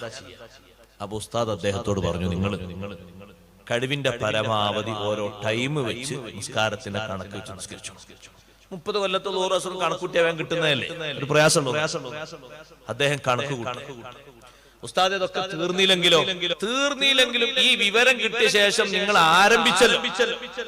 അള്ളാഹു വലിയ റഹ്മാനല്ലേ, അള്ളാഹു വലിയ റഹീമല്ലേ, അല്ല നമ്മളറിയാം. നമ്മളൊരു പക്ഷെ ഒരു കാര്യം കഴിഞ്ഞാൽ രണ്ടാമത്തെ കാര്യത്തിന് വിട്ടുവീഴ്ച ഉണ്ടാവില്ല. അള്ളാഹു വലിയ വിട്ടുവീഴ്ച ആളല്ലേ. അപ്പൊ നിങ്ങൾ തുടങ്ങിയിട്ട് പൂരിപ്പിക്കാൻ കഴിഞ്ഞില്ല, അള്ളാഹു തല വിട്ടു തന്നേക്കും. അതേ സമയത്ത് നിങ്ങൾ അള്ളാഹിനോട് പ്രാർത്ഥിക്ക, പടച്ചോനെ ഈ ഭാരം മുഴുവനും ഞാൻ ഇറക്കി, നിനക്കുള്ള ഈ വിഷയങ്ങൾ ഞാൻ നിർവഹിച്ച് എന്റെ നന്ദി ഞാൻ ശരിക്കും പൂർണ്ണമാക്കി ഈ നിസ്കാരങ്ങളൊക്കെ നിർവഹിച്ച ശേഷമേ എന്നെ മരിപ്പിക്കാവൂ. നിങ്ങൾക്ക് കേൾക്കണോ സഹോദരന്മാരെ, സഹോദരിമാരെ? അദ്ദേഹം ആ 30 കൊല്ലത്തെ ളുഹുറും അസ്റും ഖളാ വീട്ടി പിറ്റത്താഴ്ച മരിച്ചത്. അള്ളാഹു നൽകിയൊരു ഭാഗ്യം നോക്കി. കാരണം ആ മനുഷ്യന്റെ മനസ്സിൽ നിന്നുള്ള ആ പ്രാർത്ഥന അള്ളാഹു സ്വീകരിച്ചു. എന്റെ ഒരു അടിമ ഖളായി പോയിട്ടുണ്ടാവും, പക്ഷെ ഖളായിട്ടും അത് വീട്ടാതെ അങ്ങനെ പോകാന്നാണ് ഗൗരവമുള്ള വിഷയം. ഏതുപോലെ കള്ളു കുടിക്കും പോലെ ഗൗരവമുള്ളത്, വ്യഭിചരിക്കും പോലെ ഗൗരവമുള്ളത്, ബാപ്പാനെ ഉമ്മാനെ വെറുപ്പിക്കും പോലെ ഗൗരവമുള്ളത്, പലിശ ഭക്ഷിക്കും പോലെ ഗൗരവമുള്ളത്, പൊതുമുതൽ കത്തും പോലെയുള്ള ഗൗരവമുള്ളത്, ഇങ്ങനെ കബീറത്തായിട്ട് വൻകുറ്റമായിട്ട് എണ്ണപ്പെട്ട എന്തെല്ലാമുണ്ടോ ആ കൂട്ടത്തിൽ എണ്ണപ്പെടുന്ന വൻകുറ്റമാണ് കാരണമില്ലാതെ നിസ്കാരം സമയത്ത് തൊട്ട് പിന്തിക്കുക. ഒരൊറ്റ നിസ്കാരവും അങ്ങനെ പിന്തിക്കാതെ നിർവഹിക്കുന്നത് വലിയ നന്ദിയാണ്. സമയമാകുമ്പോ പെട്ടെന്ന് നിസ്കരിച്ചിരുന്ന മുൻഗാമികളുടെ സ്വഭാവം എന്തിനാണെന്നറിയോ? എനിക്ക് നിസ്കാരം സമയമായിട്ടും പിന്നെയും ഞാൻ പിന്തിപ്പിച്ചിട്ട്, നിസ്കാര സമയമായിട്ടും നിസ്കരിക്കാൻ നേരം കിട്ടിയിട്ടും നിസ്കാരം കടമാക്കി വെച്ചിട്ട് മരിക്കേണ്ട ഒരു സന്ദർഭം വന്നാൽ നിസ്കാരം മുടക്കിയിട്ടാണല്ലോ ഞാൻ അല്ലാഹുവിനെ കാണാൻ പോകുന്നത്. അല്ലാഹ് ഇഷ്ടപ്പെടൂലല്ലോ. അതുകൊണ്ട് ഈ ളുഹറിന്റെ വഖത്തിൽ അസറാകുന്നതിന്റെ മുമ്പാണ് എന്റെ മരണം വരുന്നതെങ്കിൽ ളുഹർ ഖളായിട്ട് എനിക്ക് മരിച്ചു പോകരുത്, ളുഹർ അദായിട്ട് തന്നെയാണ് എനിക്ക് മരിച്ചു പോകേണ്ടത്. അസ്റിന്റെ ശേഷമാണോ എന്റെ മരണം വരുന്നത്? വേഗം അസ്ർ നിസ്കരിക്കട്ടെ. അസ്റൊന്ന് പെരടിയിൽ തൂങ്ങിയിട്ട് മരിച്ചുകൂടാ. ഇങ്ങനെ നിശ്ചയിച്ചുറപ്പിച്ചിരുന്ന മുൻഗാമികൾ, നല്ലവരായ ഉപ്പമാരും ഉമ്മമാരും ഉമ്മാമമാർ സമയമാകുമ്പോഴേക്കാ കൃത്യം നിർവഹിച്ചത് ഈ ഒരു ബോധത്തോടെയാണ്. കാരണം സമയം കിട്ടിയിട്ടും നീ എന്തുകൊണ്ട് നിസ്കരിച്ചില്ല എന്ന് ചോദിക്കുമ്പോ പിന്നതിലും മറുപടി പറയാനൊക്കില്ലല്ലോ. ഇത്ര സമയം ഞാൻ നിനക്ക് തന്നില്ലേ, ഒക്കെ നീ എടുത്തോ, ഒരു 5 മിനിറ്റ് നിനക്ക് എനിക്ക് തരാനായില്ലേ, 24 മണിക്കൂറിൽ ഒരു 17 മിനിറ്റ് എനിക്ക് നിനക്ക് തരാനായില്ലേ? അല്ലാഹ് ചോദിച്ചാൽ 24 മണിക്കൂറിൽ 23 മണിക്കൂറും നീ എടുത്തോ, 23.5 മണിക്കൂറും എടുത്തോ, പിന്നെയും കുറച്ച് മിനിറ്റുകൾ എടുത്തോ, ഒരു 17 മിനിറ്റ് മാത്രം ഫർളായ നിസ്കാരത്തിന് എനിക്കൊന്ന് തരാൻ, അങ്ങനെ ഒരു 17 മിനിറ്റിന്റെ നന്ദി അർപ്പിക്കാൻ നിനക്ക് നേരം കിട്ടിയില്ലേ എന്ന് ഖാലിഖായ റാസിഖായ റബ്ബ് ചോദിക്കുമ്പോ എന്ത് ഉത്തരം പറയാനാ? അതുകൊണ്ട് നിസ്കാരം പെരടിയിലുള്ളവരോട് ഞാൻ പറയട്ടെ, നിസ്കരിച്ച് തീർക്കണം. ളുഹറിന്റെ മുമ്പും ശേഷമൊക്കെ ആയിട്ട് അങ്ങനെ നിസ്കരിച്ച് കടം തീർക്കുക. ഫുള്ള് തീർക്കാൻ വേണ്ടി അള്ളാഹിനോട് ദ്വാർക്കുക. ശിഷ്ടകാല ജീവിതത്തിൽ ഒന്നും നഷ്ടപ്പെടൂല, അത് പ്രതിജ്ഞയെടുക്കുക. കാരണം നിസ്കാരം മറ്റു അമലുകളെ പോലെയല്ലല്ലോ, വലിയ ബാധ്യതയും ബന്ധവും അതിനുണ്ട്. റബ്ബിന് ചെയ്യുന്ന ഏറ്റവും വലിയ ശുക്റായ നിസ്കാരം അതെപ്പോഴും നിർവഹിക്കാനല്ലേ കൽപ്പന, അതത്രയും പെട്ടെന്ന് നിർവഹിക്കണമെന്നല്ലേ കൽപ്പിച്ചിരിക്കുന്നത്. സയ്യിദുനാ മുഹമ്മദുർ റസൂലുള്ളാഹി സല്ലല്ലാഹു അലൈഹി വസല്ലമ തങ്ങൾ പെട്ടെന്ന് നിർവഹിക്കുന്നതിന്റെ വിഷയമല്ലേ നമുക്ക് പഠിപ്പിച്ചു തന്നത്. തങ്ങൾ ഒരു ദിവസം മൂത്രമൊഴിക്കാൻ വേണ്ടിയിരുന്നു. വെള്ളം കൊണ്ടുവരാൻ വേണ്ടി തങ്ങൾ കൽപ്പിച്ചു. വെള്ളം എത്തുന്നതിന്റെ മുമ്പ് തന്നെ കല്ലുകൊണ്ട് തങ്ങൾ മനോഹരം ചെയ്തു. അപ്പൊ സ്വഹാബത്ത് ചോദിച്ചു, നബിയെ, ഞങ്ങൾ വെള്ളം കൊണ്ടുവരുമ്പോഴേക്ക് തങ്ങൾ കല്ലുകൊണ്ട് മനോഹരം ചെയ്തല്ലോ, അതെന്താന്നറിയോ?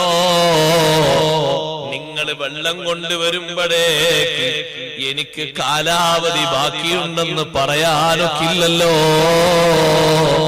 അതുകൊണ്ട് ഞാൻ കല്ലെടുത്തിട്ട് മനോഹരം ചെയ്തതാണ്. ഇപ്പൊ വെള്ളം കിട്ടിയില്ലേ, വെള്ളം കൊണ്ട് ഒന്നുകൂടി ശുദ്ധീകരണം ചെയ്യാം. കല്ലും വെള്ളവും രണ്ടും കൂടി ഒരുമിച്ച് കൂട്ടിയിട്ടുള്ള അഫ്ളലായ കർമ്മം പഠിപ്പിച്ചു. പക്ഷേ തങ്ങൾ പറഞ്ഞ വാക്ക് നോക്ക് നിങ്ങൾ. വാങ്ക് വിളിക്കുമ്പോ നമ്മുടെ മനോമുകുരത്തിൽ വരേണ്ടത് അതാണ്. അല്ലാഹുവേ, എനിക്കിപ്പോ ഒരു ബാധ്യത നീ തന്നു, എനിക്കൊരു നിർബന്ധം നീ തന്നു. ഈ നിർബന്ധം വീട്ടുന്നതിന്റെ മുമ്പ് എനിക്ക് മരിച്ചുകൂടാ. അതുകൊണ്ടാണ് യുദ്ധരംഗത്ത് പോലും നിസ്കാരം ഇസ്ലാം നിർബന്ധമാക്കിയില്ലേ. യുദ്ധം, ഘോര യുദ്ധം നടക്കുമ്പോൾ ഒരു വിഭാഗത്തിന് ഇമാമായി നബി തങ്ങൾ നിസ്കരിക്കാണ്, അപ്പുറത്തൊരു വിഭാഗം അതാ മുഅ്മിനീങ്ങൾക്ക് കാവലായി നിൽക്കുകയാണ്. ഇവിടെ നിസ്കരിക്കുന്നവർ നിസ്കാരം കഴിഞ്ഞു പോകുന്നു, കാവൽ നിൽക്കുന്നവർ വന്ന് നിസ്കരിക്കുന്നു. ഒരൊറ്റ ആളെ നിസ്കാരവും ഇസ്ലാമിൽ ഏറ്റവും ശ്രേഷ്ഠതയുള്ള ജിഹാദിൽ ബന്ധപ്പെട്ടിട്ട് ഖളാ ആയിക്കൂടാ. ജിഹാദിനോടനുബന്ധിച്ച് നിസ്കാരത്തിന് ലീവുണ്ടോ? ലീവില്ല. പിന്നെയല്ലേ കല്യാണത്തിന് ലീവാകല്, പിന്നെയല്ലേ ജോലിക്ക് ലീവാകല്, പിന്നെയല്ലേ പഠനത്തിന് ലീവാകല്. ജിഹാദ് എത്ര വലിയ ശ്രേഷ്ഠമായ അമലാണ്. ഷഹീദായാൽ കിട്ടുന്ന മഹത്വം എത്ര വലുതാണ്. അത്രയും വലിയ മഹത്വമുള്ള കർമ്മം ചെയ്യുമ്പോൾ പോലും നിസ്കാരം കണ്ട് കൽപ്പിക്കുകയും അതിന് വിവിധ രീതികൾ പഠിപ്പിക്കുകയും ചെയ്തു പരിശുദ്ധ ഇസ്ലാം. അതുകൊണ്ട് ഖളാ ഉള്ളവർ ഇത് വീട്ടാൻ ഒരുങ്ങണം, സമയങ്ങൾ അതിനു വേണ്ടി വിനിയോഗിക്കണം. ഞാൻ ഇനി കുടുംബത്തിനൊരു ചെലവ് നടത്താൻ എനിക്ക് കച്ചവടത്തിന്റെ ആവശ്യമില്ല. മക്കള് 3 എണ്ണമുണ്ട്. ഒരാൾ എഞ്ചിനീയറാണ്, ഒരാൾ ഡോക്ടറാണ്, ഒരാൾ സാധാ തൊഴിലെടുക്കുന്നവരാണ്. അവരൊക്കെ മക്കളുടെയും മരുമക്കളുടെയും കാര്യങ്ങളൊക്കെ നോക്കും. എന്നാൽ ശരീരത്തിന്റെ ആരോഗ്യത്തിന് വേണ്ട ഉറക്കം കൊടുത്ത് രാവിലും പകലിലും ഉറങ്ങണമെങ്കിൽ അത് കൊടുത്ത് ബാക്കിയുള്ള ടൈമിൽ കഴിവിന്റെ പരമാവധി സമയം ഉപയോഗിച്ച് ഖളാ ഉള്ളത് എണ്ണി നിസ്കരിച്ച് തീർക്കുക. റബ്ബിന്റെ ഹദ്റത്തിലെത്തുമ്പോൾ നിസ്കാരം ഖളാ ഉള്ള ശരീരവുമായി റബ്ബിനെ കാണാനൊരുങ്ങരുതേ. നിസ്കാരം കളാക്കിയിട്ടാണോ വരവ് എന്നുള്ള ചോദിക്കുമ്പോ നീ എനിക്ക് ചെയ്യേണ്ട നന്ദി ചെയ്യാതെയല്ലേ നീ വരുന്നത്? അത് ശരിയായില്ലല്ലോ. നിന്റെ ഒരു ഭക്ഷണം ഞാൻ മുടക്കിയിട്ടുണ്ടോ? നിന്റെ ഉറക്കം ഞാൻ കെടുത്തിയിട്ടുണ്ടോ? നിനക്കുള്ള വായു ഞാൻ കുറച്ചിട്ടുണ്ടോ? നിനക്കുള്ള വെള്ളം ഞാൻ നിർത്തിയിട്ടുണ്ടോ? നിനക്കുള്ള ആരോഗ്യം ഞാൻ കുറച്ചിട്ടുണ്ടോ? എന്റെ കിതാബിലേക്ക് നോക്കൂ, ലൗഹുൽ മഹ്ഫൂദിലേക്ക്. നിനക്ക് ഇത്ര ആയുസ് ഞാൻ കണക്കാക്കി, ഒന്നും ഞാൻ കുറച്ചിട്ടില്ലല്ലോ. ലൗഹുൽ മഹ്ഫൂദിലേക്ക് നോക്കുമ്പോ 63 ആയി കാണുന്നു, 67 ആയി കാണുന്നു, 80 ആയി കാണുന്നു. ആ 80 കൊല്ലത്തിന് നിനക്ക് കണക്കാക്കി റിസ്ക് നേരെ താഴെ നോക്കൂ, അതുണ്ടല്ലോ. ഒന്നും ഞാൻ ചുരുക്കിയിട്ടില്ലല്ലോ. എന്നിട്ട് എനിക്ക് നീ തരേണ്ട ചെറിയ വിഷയമായ വലിയ നന്ദിയായ നിസ്കാരം നീ തന്നില്ലല്ലോ. ആ വിചാരണയിൽ കുടുങ്ങരുത്. അപ്പൊ ചിലരൊക്കെ പറയും, ഉസ്താദേ ഒരുപാട് കർമ്മങ്ങളൊക്കെ ചെയ്തിട്ടുണ്ട്, അതുകൊണ്ട് ഇത് പുറത്തിട്ടൂല. ഇനി ഞാനോ നിങ്ങളൊക്കെ മരിച്ചിട്ട് 1,00,000 ആളുകൾ വന്നിട്ട് ജനാസ നിസ്കരിച്ചാൽ, 1,00,000 ആളുകൾ വന്ന് ജനാസ നിസ്കരിച്ചു. ആ ജനാസ നിസ്കാരത്തിൽ തുടക്കത്തിൽ 313 തങ്ങന്മാരുണ്ട്, 313 ഉലമാക്കളുണ്ട്, നല്ല അർത്ഥം കണ്ട ഉലമാക്കൾ, 313 മുതല്ലിമീങ്ങളുണ്ട്, 313 400 500 വലിയ പ്രഗത്ഭരായ കാരണവന്മാരുണ്ട്. എത്ര ആള് നിസ്കരിച്ചാലും ഫർള് നിസ്കാരത്തിന്റെ ആ ബാധ്യത അവിടെ തൂങ്ങിക്കിടക്കും. ഒഴിവാകൂല. ഒരു വാപ്പ മരിച്ചു, ഉമ്മ മരിച്ചു, നോമ്പ് നോൽക്കാറുണ്ട്.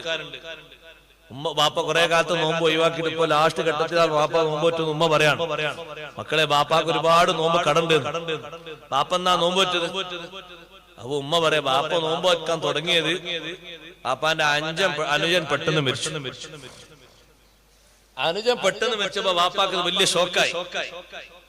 അപ്പൊ നാട്ടുകാരെല്ലാരും പറഞ്ഞു, നിങ്ങളെ അനിയൻ മരിച്ചില്ലേ, ഇനിയെങ്കിലും നിങ്ങൾക്ക് നന്നായിക്കൂടെ എന്ന് പറഞ്ഞു. അപ്പൊ അത് അയാളെ മനസ്സിൽ ഭയങ്കര ഷോക്കായി. അയാൾ നോമ്പ് വെക്കാൻ. അപ്പൊ ഉമ്മാനോട് ചോദിച്ചത് ഏതാ കൊല്ലം? അപ്പൊ കുട്ടികൾക്ക് ഉമ്മ കൊല്ലം കൂട്ടി കൊടുത്തു നോക്കുമ്പോ അതിന് മുമ്പ് ഒരു 10-15 കൊല്ലത്തിന്റെ നോമ്പ് കടമായിട്ട് അവിടെ ബാക്കിയുണ്ട്. പരിഹരിക്കാൻ മാർഗമുണ്ട്. ബാപ്പാക്ക് സ്വത്തുണ്ടെങ്കിൽ ആ സ്വത്തിൽ നിന്ന് ആ നോമ്പിന്റെയും വർഷത്തിന്റെയും കണക്ക് കൂട്ടിയിട്ട് മുദ്ദ് കൊടുക്കണം. അരി ചോറ് ചുടുക്കല്ല വേണ്ടിയത്, മുദ്ദ് കൊടുക്കുക. മിസ്കീനും ഫക്കീറിനും മുദ്ദ് അളവാക്കി കൊടുക്കുക. ചിലപ്പോ ഒരു ലോഡൊക്കെ കൊടുക്കേണ്ടി വരും, 2 ലോഡൊക്കെ കൊടുക്കുക. എന്നാലും അത് തീർന്നില്ല. അതിന്റെ ഹക്കടപാട് മാറി. ഹജ്ജ് ബാധ്യതയായിട്ടാണ് ഉമ്മ മരിച്ചത്, ബാപ്പ മരിച്ചത്. സ്വത്തുണ്ട്, മക്കളെ കൂട്ടത്തിൽ ഹജ്ജ് നിർവഹിച്ചവരുണ്ട്. കുറച്ചു ഭാഗം സ്വത്ത് എല്ലാ മക്കളും കൂടിയിട്ട് ഒരു ഹജ്ജിനുള്ള ചെലവ് ബാപ്പാന്റെ സ്വത്ത് ഒരു മകന് കൊടുത്ത് ബാപ്പാക്കൊരു ഹജ്ജ്, ഉമ്മാക്കൊരു ഹജ്ജ്. അത് വീടും ബാധ്യത വീടും. സക്കാത്ത് കൊടുക്കാണ്ട് എത്ര കാലം കൊടുക്കാനുണ്ട്? 10 കൊല്ലത്തെ സക്കാത്ത് കൊടുക്കാണ്ട് കണക്ക് വെച്ച് കൊടുത്തു വീടും. നിസ്കാരമോ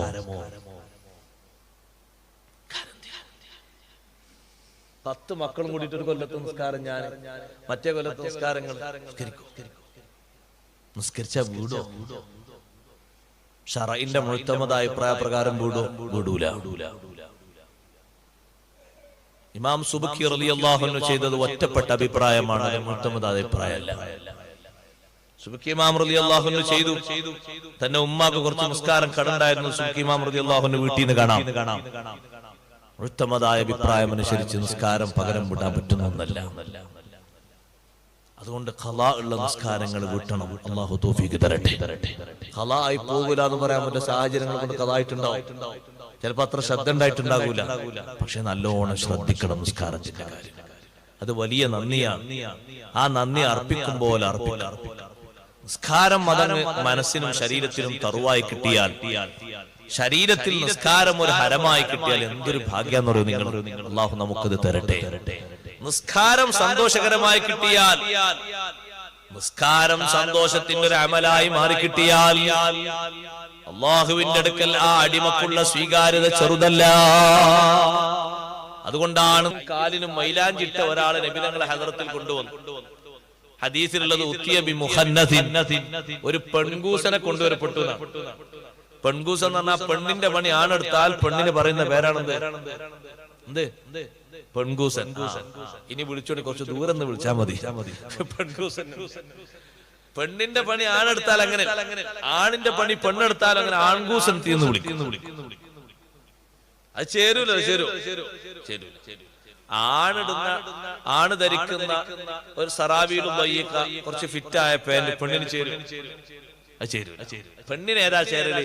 ആരോഗ്യപരമായും സൗന്ദര്യമായും ലൂസ് ഉള്ളതാ. അങ്ങനെ ആരോഗ്യശാസ്ത്രം പറഞ്ഞ അങ്ങനെ ഗർഭസംബന്ധമായ വിഷയങ്ങൾക്ക് വരെ പെണ്ണ് ധരിക്കുന്ന ടൈറ്റ് ഫിറ്റ് പാന്റ് ബാധിക്കുന്നുണ്ട്. പുരുഷന് വന്യങ്കരണം വരുത്തുന്ന വിഷയത്തിൽ ടൈറ്റ് ഫിറ്റിന് വലിയ ബാധ്യതയുണ്ട്, ചുമതലയുണ്ട്. ആരോഗ്യശാസ്ത്രം പറയുന്നു, ഡോക്ടർമാർ പറയുന്നു, ഞാൻ പറയുന്നതല്ല. നിങ്ങൾ എന്റെ വകായി കൂട്ടും വേണ്ട. കാരണം അത് ബന്ധിക്കുന്ന ഏറ്റവും പ്രധാനപ്പെട്ട മേഖല വളരെ ഗൗരവം നിറഞ്ഞ മേഖല. വേറെയും ഒരുപാട് പ്രശ്നങ്ങളുണ്ട്. ഇരിക്കട്ടെ, പുരുഷൻ പെണ്ണിനെ പോലെ കയ്യിനും കാലിനും മൈലാഞ്ചി തേച്ച ഒരു സഹാബിയെ കൊണ്ടുവന്നു. സഹാബിയാണ്. ഉത്തിയബി മുഹദ്ദത്തിൻ ഹദീസിൽ ഒരു പെൺകൂസനെ കൊണ്ടുവരപ്പെട്ടു. നബി തങ്ങളെ മുന്നിൽ ഇങ്ങനെ കൊണ്ടുവന്നപ്പോ മുൻഭാഗത്ത് നിന്ന് ഒരാൾ എണീറ്റ് ചോദിച്ചു, നബിയെ പെരടി വെട്ടട്ടെ നബിയെ, പെരടി വെട്ടിക്കോട്ടെ നബിയെ. അല്ലാഹുവിന്റെ ഹബീബ് ചോദിച്ചു, നിസ്കരിക്കുന്ന ആളല്ലേ? നിസ്കരിക്കുന്ന ആളാണ്. innī nuhītu an qatlil musallīn, നിസ്കരിക്കുന്നവരെ കൊല്ലാൻ പാടില്ല. നിസ്കരിക്കുന്ന ആളല്ലേ, ബഹുമാനുണ്ട്. ഈ തെറ്റ് ചെയ്തിട്ടും നിസ്കരിക്കുന്ന ആൾക്കുള്ള ബഹുമാനം നോക്ക്. സ്വഹാബത്ത് എണീറ്റ് ചോദിക്കാൻ നബി തങ്ങളോട് പെരടി വെട്ടട്ടെ, ഗൗരവമുള്ള വിഷയല്ലേ ചെയ്തത്. കാരണം പുരുഷൻ മൈലാഞ്ചി തേക്കൽ സുന്നത്തായത് നരച്ച താടിക്കും തലക്കുമാണ്. പുരുഷൻ ഒരു സൗന്ദര്യമുള്ള ആളാണെങ്കിൽ കയ്യും കാലും മൈലാഞ്ചി ഉണ്ടോ? വേണ്ട. ഇപ്പോഴും നോക്ക് നിങ്ങൾ, നമ്മളെ കൂട്ടത്തിന് ഏതെങ്കിലും ഒരു 60-70 വയസ്സുള്ള ഒരു ഉപ്പ ഒരു പുതിയ ഷർട്ടും ഒരു പുതിയ തുണിയും ഒരു പുതിയ തോർത്തുമുണ്ടൊക്കെ ഇട്ട് അങ്ങാടിയിലേക്ക് വന്നാൽ ആളുകൾ എന്ത് പറയും? ഓ കണ്ട അന്നേരം മംഗലം കഴിഞ്ഞ ആളമാരുണ്ടല്ലോ. മംഗലം കഴിഞ്ഞിട്ട് എത്ര കൊല്ലായി പേരക്കുട്ടികളായിട്ടുണ്ട്. പുതിയാപ്പിളാണല്ലോ. അതാ അതൊരു സൗന്ദര്യ, ശരീരത്തിന് അല്ല എന്ന സൗന്ദര്യമാണ്. അതിന് വേറെ വർദ്ധക വസ്തുക്കൾ ആവശ്യമില്ല. അല്ലാഹു അങ്ങനെ പഠിച്ചു. സഹോദരിമാരെ നമ്മൾ കേദിച്ചിട്ട് എന്താ? അത് അവർക്കുള്ള ഒരു സ്ഥാനാണ്. അല്ലാഹു തആല അവർക്ക് ഹലാലാക്കി കൊടുത്തതാണ്. അവരുടെ സൗന്ദര്യത്തിന് അല്ലാഹു തആല ഹലാലാക്കി കൊടുത്തതാണ്. മൈലാഞ്ചി അവർക്ക് സുന്നത്തില്ലേ? ഗൾഫിൽ നിന്ന് നാളെ ഭർത്താവ് വരികയാണ്. ഭാര്യ ചെയ്യേണ്ട സുന്നത്തായ കർമ്മങ്ങളിൽ ഒരു കർമ്മം എന്താ? മൈലാഞ്ചി ഒന്ന് ചമഞ്ഞൊരു. ഭർത്താവ് വീട്ടിലേക്ക് ഒന്ന് സലാം പറഞ്ഞപ്പോ കയ്യിനും കാലിലൊക്കെ കണ്ട മൈലാഞ്ചി കണ്ടപ്പോ ഒന്നുകൂടി സന്തോഷം. എന്നാ ഏറെ കൂലി കിട്ടും ആ കുട്ടിക്ക്. ഭർത്താവിന്റെ കൽബിൽ ഒരു മൈലാഞ്ചി കൊണ്ട് കുറച്ചുകൂടി സന്തോഷം കൊടുക്കാൻ കഴിഞ്ഞാൽ അൽഹംദുലില്ലാഹ്. പെരുന്നാക്ക് മാത്രമല്ല, പെരുന്നാക്ക് മാത്രമൊന്നുമല്ല, ആഘോഷ ദിവസങ്ങൾ വരൂലേ, കല്യാണം വരും, അതുപോലെ തന്നെ സൽക്കാരം വരും. ഭർത്താവ് ജോലി കഴിഞ്ഞ് വരികയാണ്, 2 കൊല്ലായി പോയിട്ടില്ലേ, 1 കൊല്ലായി പോയിട്ട് 6 മാസമായി പോയിട്ട് വരികയാണ്. അതിനൊക്കെ ബാപ്പയും ഉമ്മയും ഒക്കെ വിദേശത്തെ നിന്ന് അവര് വരികയാണ്. അവരെ മുന്നിൽ ഹലാലായ സുന്നത്തായ രൂപത്തിൽ ചമൽക്കാരങ്ങൾ പുഴക്ക സുന്നത്താണ്. ആ പണിയെടുത്തിട്ടാണ് ഒരു സഹോദരൻ ഒരു സ്വഹാബിയെ ഹാജരാക്കിയത്.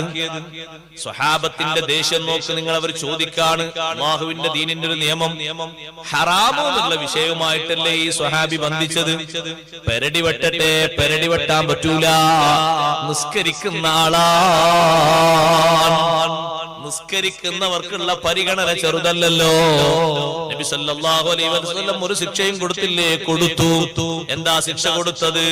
അന്നും ഇന്നും ജനവാസമില്ലാത്തൊരു സ്ഥലമുണ്ട് മദീനയിൽ നിന്ന് പോയാൽ. റബദത്ത് എന്ന് പറയും ആ സ്ഥലത്തിന്റെ പേര് റബദാനാണ്. ഒറ്റ വീടും അവിടെ ഇല്ല, ആളുകൾ ആരും താമസിക്കുന്നില്ല. തൽക്കാലം ഒരു ബഹിഷ്കരണം എന്ന രൂപത്തിൽ ശിക്ഷ കൊടുത്ത് അങ്ങോട്ട് നാട് കടത്തി. വൻകുറ്റമാണ്, കബീറത്താണ്, ഹറാമാണ്. പുരുഷൻ കയ്യിനും കാലിനും മൈലാഞ്ചി വെക്കാന്നുള്ളത്. സഹോദരങ്ങളെ, നരച്ച താടിക്കും തലക്കും അത് സുന്നത്താണ്. ഞാൻ പറഞ്ഞു വന്നത് അവിടെ പരിഗണന കൊടുത്ത് നിസ്കാരത്തിന്റെ പേരിലാണ്. ലോകത്ത് ഒരുപാട് ആളുകളെ കൊന്നൊടുക്കിയ രാജാവാണ് ഹജ്ജാജ് ബിൻ യൂസുഫ്. ഹജ്ജാജ് ബിൻ യൂസുഫ് അല്ലേ അബ്ദുല്ലാഹി ബിൻ സുബൈർ റളിയല്ലാഹു അൻഹു കഴുമരത്തിലേറ്റാൻ കാരണക്കാരനായി വർത്തിച്ചത്. അവസാനം ഹജ്ജാജ് ബിൻ യൂസുഫ് കത്തിവെച്ച മനുഷ്യനാണ് സഈദ് ബിൻ ജുബൈർ റളിയല്ലാഹു അൻഹു. താബിഈ പണ്ഡിതനായ സഈദ് ബിൻ ജുബൈർ റളിയല്ലാഹു അൻഹുവിനെ കൊല്ലാൻ വേണ്ടി അറവുശാലയിലേക്ക് കൊണ്ടുപോകുമ്പോ കണ്ടു നിൽക്കുന്നവരിൽ മഹാനവറുകളെ സ്നേഹിക്കുന്ന ഒരാൾ പൊട്ടിക്കരഞ്ഞുപോയി. അറുക്കാൻ മൃഗങ്ങളെ കൊണ്ടുപോകുന്ന അറവുശാലയിലേക്കാണ് താബിഈ പണ്ഡിതനായ വലിയ ഖുർആൻ മുഫസ്സിറായ സഈദ് ഇബ്നു ജുബൈർ റളിയല്ലാഹു അൻഹു കൊണ്ടുപോകുന്നത്. സഈദ് തങ്ങൾക്കൊരു പേടിയും ഇല്ല. കണ്ടു നിൽക്കുന്ന ഒരാൾ കരഞ്ഞപ്പോ സഈദ് ഇബ്നു ജുബൈർ തങ്ങൾ ചോദിച്ചു, നീ എന്തിനാ കരയുന്നത്? ഉസ്താദേ, ഞാൻ നിങ്ങളുടെ അവസ്ഥ ആലോചിച്ച് കരയുകയാണ്. എന്റെ അവസ്ഥ ആലോചിച്ച് നിങ്ങൾ കരയണ്ട. അല്ലാഹു ഖുർആനിലൂടെ പറഞ്ഞത് കേട്ടിട്ടില്ലേ? മാ അസാബ മിൻ മുസീബത്തിൻ ഫിൽ അർളി വലാ ഫീ അൻഫുസികും ഇല്ലാ ഫീ കിതാബിൻ മിൻ ഖബ്ലി അൻ നബ്റാഹാ. ഭൂമിയിലോ നിങ്ങളുടെ ശരീരത്തിലോ എന്ത് മുസീബത്ത് സംഭവിച്ചാലും ആ ഭൂമിയെയും ശരീരത്തെയും സംവിധാനിക്കുന്നതിന്റെ മുമ്പ് നമ്മളത് കണക്കാക്കിയിട്ടുണ്ട് എന്നുള്ള പറഞ്ഞില്ലേ? അള്ളാഹുവിന്റെ നിശ്ചയമല്ലേ, കണക്കല്ലേ, അതിലൊന്നും പേടിക്കാനില്ല. അറവുശാലയിലേക്ക് കൊണ്ടുപോയി സഈദ് ഇബ്നു ജുബൈർ റളിയല്ലാഹു അൻഹു കടത്തിയപ്പോ മഹാനവർകൾ അല്ലാഹുവോട് പറഞ്ഞു, അല്ലാഹുവേ, എന്നെ കൊന്ന ശേഷം മറ്റൊരാളെ ശരീരത്തിൽ കൈവക്കാൻ ഹജ്ജാജ് ഇബ്നു യൂസുഫ് എന്ന ഭരണാധികാരിക്ക് അവസരം കൊടുക്കല്ലേ അല്ലാഹ് ദുആ കബൂൽ ചെയ്തു പോയി. പിന്നെ കഴിഞ്ഞപ്പോൾ സയ്യിദ് ഇബ്നു ജുബൈർ തങ്ങൾ പ്രാർത്ഥന ഫലിച്ചില്ലേ? ഹജ്ജാജ് ഇബ്നു യൂസുഫ് രോഗിയായി കടന്നു. ശരീരമാസകലം വേദന കൊണ്ട് പൊളഞ്ഞു കളിക്കുകയാണ്. ഒരു ട്രീറ്റ്മെന്റും ഫലിക്കുന്നില്ല. ഇടക്കിടക്ക് വിളിച്ചു പറയുന്നുണ്ട്, ഹജ്ജാജ് ഇതാ സയ്യിദ് ഇബ്നു ജുബൈർ എന്നെ മുന്നിൽ വന്ന് അടിക്കുന്നു, എന്നെ നോക്കി പേടിപ്പിക്കുന്നു, എന്നെ ഭീഷണിപ്പെടുത്തുന്നു. ആ ഹജ്ജാജ് ഇബ്നു യൂസുഫ് തന്റെ ഭരണത്തിൽ തന്റെ നിയമത്തിനെതിരെ ആരെങ്കിലും പറഞ്ഞാൽ സ്വഹാബത്ത് പറയുന്നത് ഹജ്ജാജിനെതിരല്ല, അല്ലാഹുവിന്റെ ദീനിന്റെ നിയമത്തിനെതിരെ ഹജ്ജാജ് വല്ലതും കൽപ്പിച്ചാൽ അത് തുറന്നു പറയുന്ന സ്വഭാവം സ്വഹാബത്തിനുണ്ട്, താബിഈകൾക്കുണ്ട്. അതിനടിച്ചമർത്താൻ വേണ്ടിയാണ് ഭരണാധികാരിവരെ കൊല്ലുന്നത്. പക്ഷേ ആ സയ്യിദ് ഇബ്നു ജുബൈർ റളിയല്ലാഹു അൻഹുവിനെ കൊല്ലുന്നതിന്റെ മുമ്പ് ഒരു കുറ്റവാളിയെ ഹജ്ജാജിന്റെ അടുത്തേക്ക് കൊണ്ടുവന്നാൽ ഹജ്ജാജിന്റെ ഒരു ചോദ്യം, അലൈസ ഹുവ യുസല്ലി സുബ്ഹ, ഈ കുറ്റം ചെയ്ത ആള് സുബഹി നിസ്കരിക്കാറുണ്ടോ എന്ന് ഹജ്ജാജ് ചോദിച്ചു. ഈ കുറ്റം ചെയ്ത ആള് സുബഹി നിസ്കരിക്കലുണ്ടോ? ഒരു കുറ്റത്തിന്റെ പേരിൽ കോർട്ടിൽ ഹാജരാക്കുന്ന ആളാണ്, സുബഹി നിസ്കരിക്കലുണ്ട്. എന്നാ അയാളൊന്നും ചെയ്യണം, പോയിക്കോട്ടെ. കാരണം എന്താ? ഹദീസിലുണ്ട്, മൻ സല്ല സുബ്ഹ ഫഹുവ ഫലാ യതുൽബന്നകുല്ലാഹു ബിശൈഇൻ മിൻ ദിമ്മത്തിഹി. സുബ്ഹി ഒരാൾ നിസ്കരിച്ചാൽ ഫഹുവ ഫീ ദിമ്മത്തില്ലാ, അവൻ അല്ലാഹുവിന്റെ സംരക്ഷണ, അല്ലാഹുവിന്റെ ഉത്തരവാദിത്തത്തിലാണ്. ആ ഉത്തരവാദിത്തത്തിൽ നിന്നും ആ സംരക്ഷണത്തിൽ നിന്നും ഒന്നും കളഞ്ഞു കുളിക്കാൻ അല്ലാഹു നിങ്ങളോട് ആവശ്യപ്പെടുന്നില്ല. വല്ലതും ചെയ്തിട്ട് നിങ്ങൾക്ക് ഗുരുത്തക്കേട് പറ്റരുത്, ശിക്ഷ പറ്റരുത്, അത് നിങ്ങൾ സൂക്ഷിക്കണം. ഈ ഒരു പേടി കൊണ്ടാണ് ഹജ്ജാജ് പറയുന്നത്, സുബ്ഹി നിസ്കരിക്കുന്ന ആളാ എന്നാ ഒന്നും ചെയ്യണ്ട. പിന്നെ സ്വഹാബിമാരും താബീങ്ങളൊക്കെ കൊന്നതോ, അത് അവരെപ്പോഴും ശല്യമായി മാറും എന്ന് കരുതിയിട്ട് അങ്ങോട്ട് കൊന്നതാണ്. കാരണം അവരുടെ എഴുത്തും അവരുടെ പ്രഖ്യാപനവും ജനങ്ങൾ അത്രയും സ്വീകരിക്കുന്നതാണ്.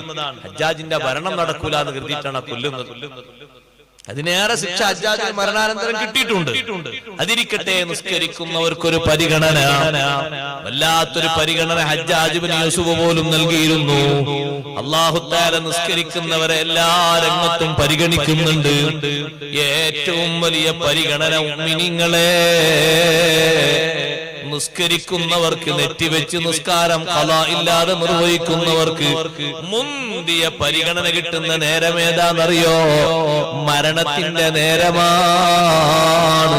അല്ലാഹ് നമുക്ക് തൗഫീഖ് നൽകട്ടെ. നിസ്കാരം ഒഴിവാക്കരുത്. ഏറ്റവും വലിയ നന്ദിയായ ശുക്റായ നിസ്കാരം ലോകത്തിന്റെ നേതാവിനോട് പോലും, അഷ്റഫുൽ ഖൽഖ് സല്ലല്ലാഹു അലൈഹി വസല്ലം തങ്ങളോട് പോലും അല്ലാഹ് പകരം ചോദിച്ചൊരു വിഷയം നിസ്കാരമല്ലേ? ദുനിയാവിലും ആഖിറത്തിലും വലിയ സ്ഥാനം കൊടുത്ത നേതാവിനോട് ഓതിക്കോളൂ, ഇന്നാ അഅ്തൈനാകൽ കൗസർ ഫസല്ലി ലിറബ്ബിക വൻഹർ ഇന്ന ശാനിഅക ഹുവൽ അബ്തർ. ഓ നബിയേ, ഇന്നാ അഅ്തൈനാകൽ കൗസർ, ഒരു നബിക്കും കൊടുക്കാത്ത കൗസർ എന്ന് പറയുന്ന പാനീയം തങ്ങൾക്ക് നാം തന്നു കഴിഞ്ഞു. ആർക്കും കൗസർ കൊടുത്തിട്ടില്ല, നബി തങ്ങൾക്ക് മാത്രമല്ലേ. ഒരു നബിക്കും കൊടുക്കാത്ത ജനബാഹുല്യം തങ്ങൾക്ക് തന്നു കഴിഞ്ഞു. ഒരു നബിക്കും കൊടുക്കാത്ത നുബുവത്തിന്റെ വലുപ്പം തങ്ങൾക്ക് തന്നു കഴിഞ്ഞു. ഒരു നബിക്കും കൊടുക്കാത്ത നുബുവത്തിന്റെ ബഹുമാനങ്ങൾ തങ്ങൾക്ക് തന്നു കഴിഞ്ഞു. ഏറ്റവും വലിയ സ്വീകാര്യതയുള്ള ജനത, ഏറ്റവും കൂടുതൽ അംഗങ്ങളുള്ള നബി, ലോകത്തിന്റെ നേതാവ് ഹബീബ് റസൂലുള്ളാഹി സ്വല്ലല്ലാഹു അലൈഹി വസല്ലം തങ്ങളാണ്. ഏറ്റവും ഇൽമ് ലോകത്തുള്ള മഹാനാരാ? ജിബ്രീൽ അലൈഹിസ്സലാം അല്ല. ജിബ്രീലിനെക്കാളും വലിയ ഇൽമുള്ള നേതാവ്, ലോകത്തിന്റെ നേതാവ് ഹബീബ് റസൂലുള്ളാഹി തങ്ങളാണ്. ജിബ്രീലിന് വരെ പരിധിയും പരിമിതിയുമുണ്ട്. ജിബ്രീലിന് അല്ലാഹു പരിധി വെച്ചു കൊടുത്തില്ലേ? സർവ്വ മലക്കുകൾക്കും നബിമാർക്കും അല്ലാഹു പരിധി വെച്ചു കൊടുത്തു. ഏഴാന ആകാശത്തിനപ്പുറം സിദ്റത്തുൽ മുൻതഹ എന്നൊരു വൃക്ഷമുണ്ട്.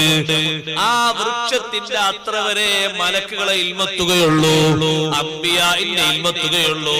സിദ്റത്തുൽ മുൻതഹയും വിട്ട് കടക്കാനും പോകാനും അല്ലാഹു തആല അനുവാദം നൽകിയ ഒരേ ഒരു സൃഷ്ടിയുണ്ടെങ്കിൽ അത് ലോകൈക ഗുരു ഹബീബ് റസൂലുള്ളാഹി സ്വല്ലല്ലാഹു അലൈഹി വസല്ലം തങ്ങൾ മാത്രമാണ്. വേറെ ആരും ആരുമില്ല.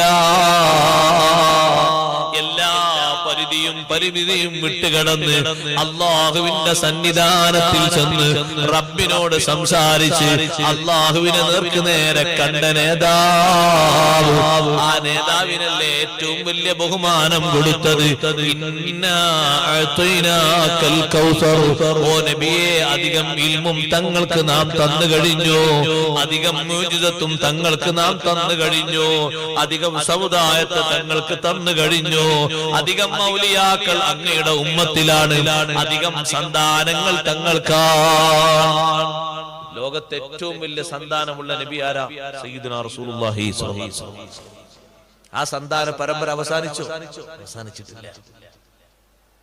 തങ്ങന്മാരൊക്കെ അവസാനിച്ചു എന്നാണ് വിദേഹത്തുകാരിൽപ്പെട്ട ഒരു പക്ഷം പറയുന്നത്. തങ്ങന്മാരൊക്കെ പോയി, ഇപ്പൊ തങ്ങന്മാരെന്നില്ല, എല്ലാവരും തങ്ങന്മാരാണ്. അവർ അല്പബുദ്ധി കൊണ്ട് പറഞ്ഞു, നമ്മൾ അവരെ വിട്ടേക്കാം, അവർക്ക് അല്ലാഹു ഹിദായത്ത് കൊടുക്കട്ടെ. അതേ സമയത്ത് ഹക്ക് എങ്ങനെയാ, സത്യം എങ്ങനെയാ?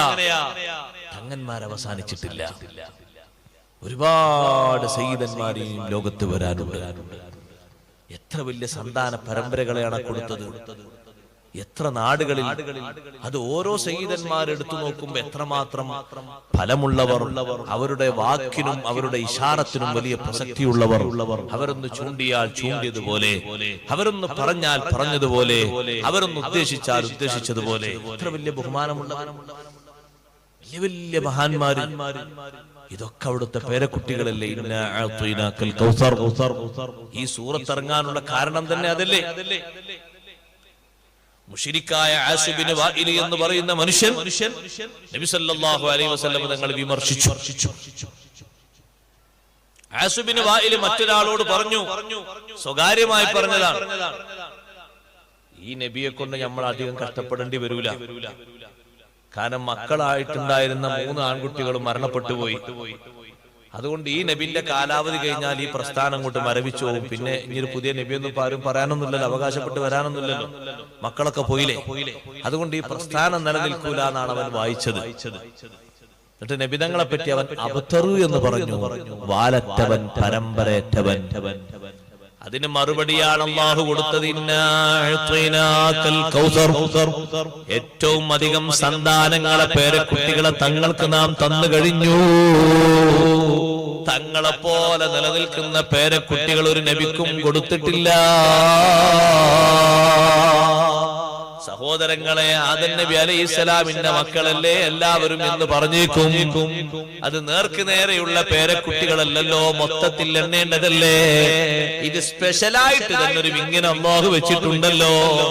ഈ സാദാത്തുക്കളെയും ആദം നബിന്റെ മക്കളിൽ എണ്ണും, അത് നബിതങ്ങളെയും എണ്ണും, എല്ലാവരെയും എണ്ണും. അത് മനുഷ്യർ എന്ന അർത്ഥത്തിൽ കണക്ക് കൂട്ടുന്നതാണ്. അതേ സമയത്ത് സ്വന്തത്തിൽ ഉള്ള ഒരു വിങ്ങ് ഇബ്രാഹിം നബി അലൈഹിസ്സലാമിന്റെ പേരക്കുട്ടികൾ ആ താവയിൽ ഇങ്ങനെ പോരുന്നുണ്ടോ? ഇല്ലല്ലോ.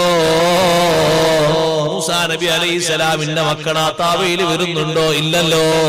അതേ സമയത്ത് അഷ്റഫുൽ ഖൽഖ് സ്വല്ലല്ലാഹു അലൈഹി വസല്ലം തങ്ങളുടെ സന്താന പരമ്പരകൾ ഒഴിവില്ലാതെ വരുന്നു. ഇത്രയും വലിയ അനുഗ്രഹം തങ്ങൾക്ക് അല്ലാഹു കൊടുത്തിട്ട് കൗസർ എന്ന് പറയുന്ന പാനീയം കുടിക്കാൻ അല്ലാഹു തൗഫീഖ് നൽകട്ടെ. ഇത് വല്ലാത്തൊരു അനുഗ്രഹമാണ്. ആ കൗസർ കുടിക്കാനുള്ള തൗഫീഖ് നമ്മൾ നേടിയെടുക്കണം. കൗസറിന്റെ അടുത്തേക്ക് എല്ലാവരും എത്തുമെന്ന് കരുതണ്ട. കൗസറിന്റെ വഴിയിൽ നിന്ന് സ്വഫായി നിൽക്കുന്നവരിൽ നിന്ന് ലക്ഷണം നോക്കിയിട്ട് ചിലരെ മലക്കുകൾ പിടിച്ചു മാറ്റുന്നുണ്ട്. പിടിച്ചു മാറ്റുമ്പോ അവരെ മുഖത്തിന്റെ ചില അടയാളങ്ങൾ കണ്ടിട്ട് അല്ലാഹുവിന്റെ ഹബീബ് പറയുന്നു, ഹലുമ്മു അസ്ഹാബി അസ്ഹാബി, അവരെന്റെ അനുചരന്മാരല്ലേ, ഞാൻ അവരെ കണ്ടിട്ടുണ്ടല്ലോ, മദീനയിൽ അവരുണ്ടായിട്ടുണ്ടല്ലോ, പിന്നെ അവരെന്തിനാണ് പിടിച്ചു മാറ്റുന്നത്? അപ്പൊ മലക്കുകൾ പറയും, നബിയേ ഇന്നക ലാ തദ്രി മാ ബദ്ദലു ബഅദക, തങ്ങളെ കാലശേഷം ദീനിൽ ഒരുപാട് ഭേദഗതികൾ അവർ വരുത്തിയിട്ടുണ്ട്. തങ്ങളത് അറിയില്ലല്ലോ. സക്കാത്ത് കൊടുക്കണ്ടെന്നുള്ള തീരുമാനം ഇവര് പറഞ്ഞിട്ടുണ്ട്. ഇനി സഹായത്തിന്, ഇനി സംരക്ഷണത്തിന് നേതൃത്വം വഹിക്കാൻ മുന്നോട്ട് വരേണ്ടത് അത് അലി റളിയല്ലാഹു അൻഹു ആണെന്ന് പറഞ്ഞൊരു പക്ഷം അവിടുന്ന് പൊന്തിയിട്ടുണ്ട്. സിദ്ദീഖ് തങ്ങളല്ല വരേണ്ടത് എന്ന് പറഞ്ഞിട്ടുണ്ട്. അലി റളിയല്ലാഹു അൻഹു പോലും അതിനെ എതിർത്തിട്ടുണ്ട്. ഇങ്ങനെ ഭിന്നാഭിപ്രായങ്ങളുമായി വന്ന കക്ഷികൾ ദീനിൽ പുരോഗതി എന്ന രൂപത്തിൽ ഉണ്ടാക്കിയ ഒരുപാട് വേണ്ടാത്തരങ്ങൾ ചേർത്തിക്കൂട്ടിയ ബിദ്അത്തുകാർ, മുനാഫിഖുകൾ അവരെ ആട്ടി ഓടിക്കുന്നു. ബഹുമാനപ്പെട്ട ഹാഫിദ് ഇബ്നു അബ്ദുൽ ബർ റഹ്മഹുല്ലാഹ് പറഞ്ഞു, അവരെ മാത്രമല്ല, നമ്മൾ ശരിക്കും മനസ്സിലാക്കണം, കുല്ലു മൻ അഹദസ ഫിദ്ദീൻ, ദീനിൽ ആരെല്ലാം ഇല്ലാത്തത് കടത്തിക്കൂട്ടിയോ അവരൊക്കെ ഈ പറഞ്ഞ ഹദീസിന്റെ പരിധിയിൽ വരും. അതും മാത്രമല്ല, വൽ മുഅ്ലിനൂന ബിൽ കബായിരി, പരസ്യമായി വൻകുറ്റങ്ങൾ ചെയ്യുന്നവർ, ഫാസിഖുകൾ, അവർക്കും ഹൗദിൽ നിന്ന് പാനപാത്രത്തിൽ വെള്ളം ലഭിക്കൂല. പരസ്യമായി കുറ്റം ചെയ്യുന്നവരാരാണ്? നേർക്ക് നേരെ സമയമെത്തിയിട്ടും നിസ്കരിക്കാതെ നിൽക്കുന്നത് പരസ്യമായ കുറ്റമല്ലേ? നിസ്കരിക്കണമെന്ന് ബോധ്യമുണ്ടായിട്ടും നിസ്കരിക്കാത്തത് പരസ്യമായ കുറ്റമല്ലേ? വൻകുറ്റമല്ലേ? ചെറുതാണോ? പരസ്യമായ രൂപത്തിൽ തന്നെ മദ്യപാനം നടത്തുന്നവർ, ഗീബത്തും നമീമത്തിനും ആക്കം കൂട്ടുന്നവർ, ഇങ്ങനെ തുടങ്ങി ഒരുപാട് പരസ്യമായ തെറ്റുകൾ ചെയ്യുന്നവർ അവരെയും സ്വത്തിൽ നിന്ന് അട്ടിയോടിക്കുന്നു. ഔറത്ത് മറക്കേണ്ടിടത്ത് പരസ്യമായി മറക്കാതെ വെളിവാക്കുന്നവർ, അതേ സങ്കലനം പാടില്ലെന്ന് പറയുന്നിടത്ത് സമ്മിശ്രമായി നിൽക്കുന്നവർ, ഇങ്ങനെ തുടങ്ങി എണ്ണിയാലൊതുങ്ങാത്ത അരുതായ്മകൾക്ക് ആരെല്ലാം പ്രോത്സാഹനം നൽകുന്നുണ്ടോ അവരൊക്കെ ഹൗദിൽ നിന്ന് വെള്ളം കുടിക്കൂല. അല്ലാഹ് നമ്മളെ കാത്തുരക്ഷിക്കട്ടെ. എല്ലാവർക്കും അത് ലഭിക്കൂല. ഒരുപാട് ആളുകൾക്ക് കൊടുക്കാൻ അതിൽ പാത്രങ്ങൾ റെഡിയാ. നക്ഷത്രങ്ങളുടെ കണക്കനുസരിച്ചാണ് അല്ലാഹു പാത്രങ്ങൾ വെച്ചു കൊടുത്തിരിക്കുന്നത്. ആർക്കാണ് നക്ഷത്രങ്ങളെ കണക്ക് കറക്റ്റായി അറിയാവുന്ന ഒരു ശാസ്ത്രജ്ഞനാരാണ്? ഇത്ര നക്ഷത്രമേ ഇത്ര ആകാശങ്ങളിലൊന്നും ആരെങ്കിലും കറക്റ്റ് പറഞ്ഞിട്ടുണ്ടോ? അതിന്റെ കറക്റ്റായ കണക്കറിയുന്നവൻ അല്ലാഹുവാണ്. അത്രയും എണ്ണം കണ്ട് പാത്രങ്ങളുണ്ട്. കുടിക്കാൻ ആളുകൾ വരി വരിയായി നിൽക്കുന്നിടത്ത് ഹൗദിൽ നിന്ന് വെള്ളം കിട്ടുന്നവരിൽ അല്ലാഹു നമ്മളെ ചേർത്തി തരട്ടെ. അതൊരു മഹാഭാഗ്യമാണ്. അമ്പിയാക്കൾ മുഴുവനും അതിൽ നിന്ന് വെള്ളം കുടിക്കുന്നുണ്ട്. അതേ ഔലിയാക്കൾ മുഴുവനും അതിൽ നിന്ന് വെള്ളം കുടിക്കുന്നുണ്ട്. ഉമ്മഹാത്തുൽ മുഅ്മിനീങ്ങൾക്ക് വെള്ളം അങ്ങോട്ട് കൊണ്ടുപോയി കൊടുക്കുന്നുണ്ട്. അവർക്ക് ആ ഹൗദിന്റെ പരിസരത്ത് പ്രത്യേക ടെന്റുകളാണ്. ആ ടെന്റ് മുത്തുകൊണ്ടും മാണിക്യം കൊണ്ടും നിർമ്മിതമായതാണ്. ആ ടെന്റിന്റെ ഉള്ളിലേക്ക് വെള്ളം കൊണ്ടുപോയി കൊടുക്കുകയാണ്. കാരണം അവർ ലോകമുഅ്മിനീങ്ങളെ മാതാക്കളാണ്. അവര് വരിയിൽ നിൽക്കേണ്ടവരല്ല, വരി നിന്ന് വാങ്ങേണ്ടവരുമല്ല. ആ വെള്ളം കുടിക്കുന്ന ആളുകൾക്ക് എത്ര ബഹുമാനമുണ്ട് സഹോദരങ്ങളെ. ആ ഹൗദുൽ കൗസറിൽ നിന്ന് ആദ്യമായി വെള്ളം കുടിക്കുന്നതാരാണ്? ഹൗദിന്റെ അടുക്കൽ ആദ്യം വരുന്നത് ഫുഖറാഉൽ മുഹാജിരീൻ, മുഹാജിരീങ്ങളിലെ സാധുക്കളാണ്. നേർക്ക് നേരെ ഒരു പുതപ്പ് പോലും പുതച്ച് കഫൻ ചെയ്യാനില്ലാതെ ഷഹീദായി പോയ മുസ്അബ് ബിൻ ഉമൈർ റളിയല്ലാഹു അൻഹു കൂട്ടത്തിൽപ്പെട്ട മഹാനല്ലേ. ഒരു കഫംപുട പോലും പൂർണ്ണാർത്ഥത്തിൽ മുസ്അബ് തങ്ങൾക്ക് കിട്ടിയിട്ടില്ലല്ലോ. തന്റെ യുവത്വ കാലത്ത് മക്കയിൽ താമസിക്കുമ്പോ എത്ര സുഖലോലുപനായിട്ടാണ് ജീവിച്ചത്. മദീനയിലേക്ക് ഹിജ്റ വന്നപ്പോ പണക്കാരനായ ബാപ്പ ഒരൊറ്റ സ്വത്തും കൊടുത്തില്ല. പണക്കാരനാണ് മുസ്അബ് റളിയല്ലാഹു അൻഹു. ബാപ്പ ഉമൈർ ഒരു ഇഞ്ച് സ്വത്ത് കൊടുത്ത് കൊണ്ടുപോകാൻ വിടൂല, കയ്യും വീശി പോയിക്കോണം. ആടിന്റെ തോലണിഞ്ഞിട്ട് വരെ മദീനത്തെ പള്ളിയിൽ നിസ്കാരത്തിന് വന്ന സ്വഹാബിയാണ് മുസ്അബ് ബിൻ ഉമൈർ. അവരാണ് ഹൗദിൽ നിന്ന് ആദ്യം വെള്ളം കൊടുക്കുന്നത്. അവർക്ക് കൊടുത്തിട്ടേ ബാക്കിയുള്ളവർക്ക് വെള്ളം കൊടുക്കണം. അവ്വലു വാരിദിഹി ഫുഖറാഉൽ മുഹാജിരീൻ. അവരെ ബർക്കത്തുള്ള നമ്മൾ സ്വീകരിക്കട്ടെ. ആ ഫഖീറന്മാരായ മുഹാജിറുകൾ എത്ര വലിയ സ്ഥാനം അവർക്ക്. സുഹൈബ് റളിയല്ലാഹു അൻഹു കൂട്ടത്തിൽപ്പെട്ട മഹാനാണ്. ബിലാൽ റളിയല്ലാഹു അൻഹു കൂട്ടത്തിൽപ്പെട്ട മഹാനാണ്. ഒരുപാട് മഹാന്മാരുണ്ട് മുഹാജിറുകളിൽ. ആ മുഹാജിറുകൾക്ക് വെള്ളം കൊടുക്കുന്ന ആ ഹൗദുൽ കൗസറൊക്കെ കൊടുത്തിട്ട് അള്ളാഹ് പകരം ചോദിക്കുന്നത് എന്താ? ഈ സ്ഥാനമാനങ്ങളൊക്കെ കൊടുത്തിട്ട് ദുനിയാവിലും ആഖിറത്തിലും എല്ലാ സ്ഥാനവും കൊടുത്തു. ഇനി ഒരു സ്ഥാനം ഇതിന്റെ മേലെ ഒരു നബിക്കും കൊടുക്കാനില്ല. പകരം അള്ളാഹ് ചോദിക്കുന്ന ഒന്നാണ്, ഫസല്ലി ലിറബ്ബിക്. നബിയെ കൗസർ തന്നു, അതുകൊണ്ട് തങ്ങൾ ഒരു കാര്യം ചെയ്യണം. ഫസല്ലി ലിറബ്ബിക, തങ്ങളെ റബ്ബാകുന്ന എനിക്ക് വേണ്ടി ഇഖ്ലാസോടെ നിസ്കരിച്ചു തരണം നബിയേ. എത്ര വലിയ അനുഗ്രഹം അല്ലാഹ് ലോകത്ത് തന്നിട്ടുണ്ടോ? പകരം അല്ലാഹ് ചോദിക്കുന്ന ഏറ്റവും വലിയ നന്ദി ഏതാണെന്നറിയോ? മനസ്സിലാക്കാതെ പോകണ്ട, ശങ്കിച്ച് നിൽക്കണ്ട. അറിവാണല്ല തന്നതെങ്കിലും, സൗകര്യമാണല്ല തന്നതെങ്കിലും, സൗകര്യങ്ങളും സംവിധാനങ്ങളുമാണല്ല തന്നതെങ്കിലും, ഏത് മഈശത്തിന്റെ അസ്ബാബാണല്ല തന്നതെങ്കിലും, പകരം അല്ലാഹു ചോദിക്കുന്നത് ഏറ്റവും വലിയ കൊടുതി കൊടുത്ത നേതാവിനോടല്ല ചോദിച്ചത്, ഫസ്വല്ലി ലിറബ്ബിക.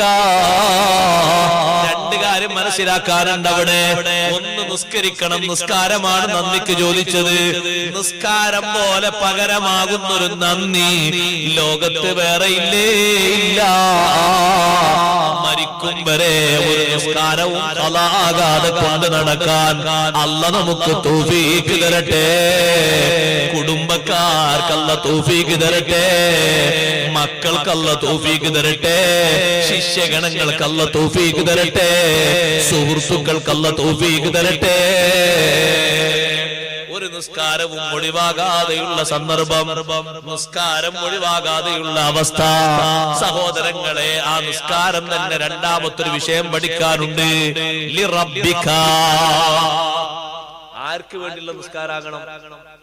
റബ്ബിന് വേണ്ടിയുള്ള നിസ്കാരാകണം. എന്താ പറഞ്ഞതിന്റെ അർത്ഥം?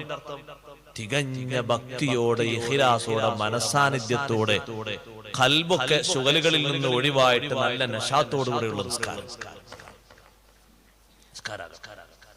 നിസ്കരിക്കാൻ പോകുന്ന സമയത്താണ് നല്ല ഡ്രസ്സ് ധരിക്കുന്നത്. നല്ല ഡ്രസ്സ് പറഞ്ഞാൽ നല്ല വൃത്തിയുള്ള, ഇസ്തിരിയൊക്കെ ഇട്ട് നല്ല വൃത്തിയുള്ള.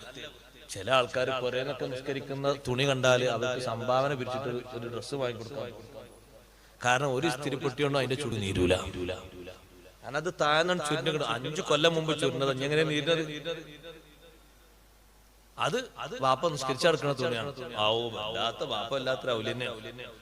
നിസ്കരിച്ചാലെടുക്കുന്ന തുണി, നിസ്കാരക്കുപ്പായ നല്ല വൃത്തിയുള്ളതാണ്. ചില വീട്ടിൽ ചെന്നിട്ട് ഇവിടെ വന്നപ്പോൾ എനിക്ക് അങ്ങനെ അനുഭവപ്പെട്ടില്ല കേട്ടോ. ഞാൻ ആദ്യം അഡ്വാൻസ് പറയണം. നല്ല രൂപത്തിൽ ഞാൻ നിസ്കരിച്ചു.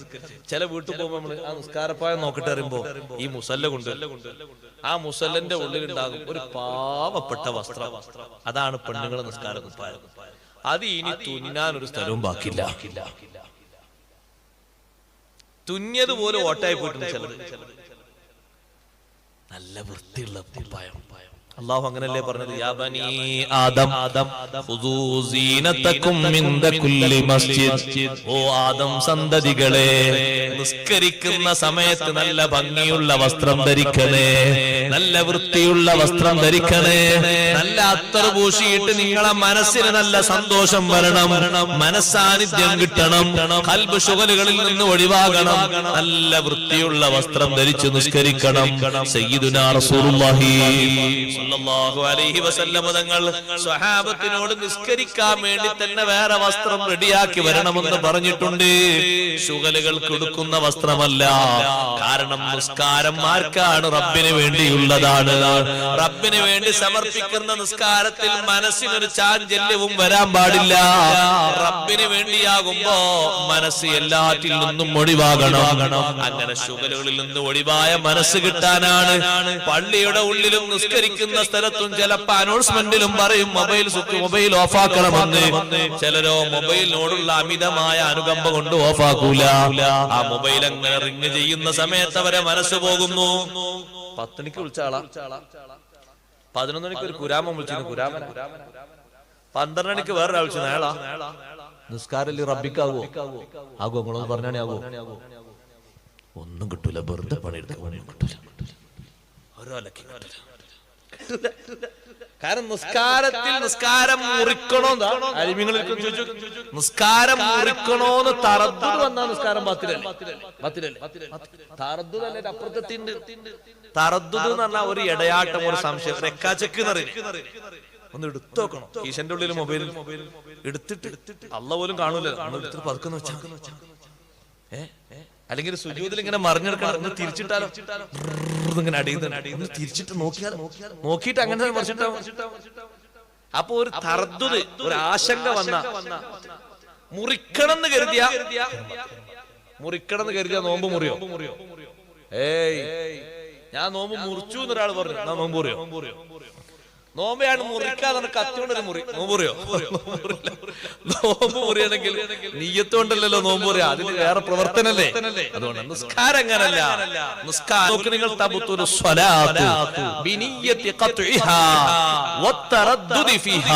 നിസ്കാരം ബാത്തിലാകും മുറിക്കണമെന്ന നീയത്തുണ്ടായ. ഒരാളങ്ങനെ കോളിംഗ് ബെല്ല് അടിക്കണം. പടച്ചോനെ, ഇന്നലെ പൈസ 30,000 തരാൻ തന്ന ആളായിരിക്കും ചിലപ്പോ ഇന്ന് വന്നിട്ടുണ്ടാകും. എന്താക്കണം? നിസ്കാരത്തിൽ എന്താക്കണം? അയാളെങ്ങാനും 3 ബെല്ലടിച്ച് പോയാ പിന്നെ ഒന്ന് കിട്ടിയില്ലെങ്കിലോ? സുഹൃത്തെ, അത് കൈ അയച്ചിട്ട് പോയി വാങ്ങിക്കോ, അല്ലാതെ ഈ പോക്കിന് ഒരു കാര്യമില്ല.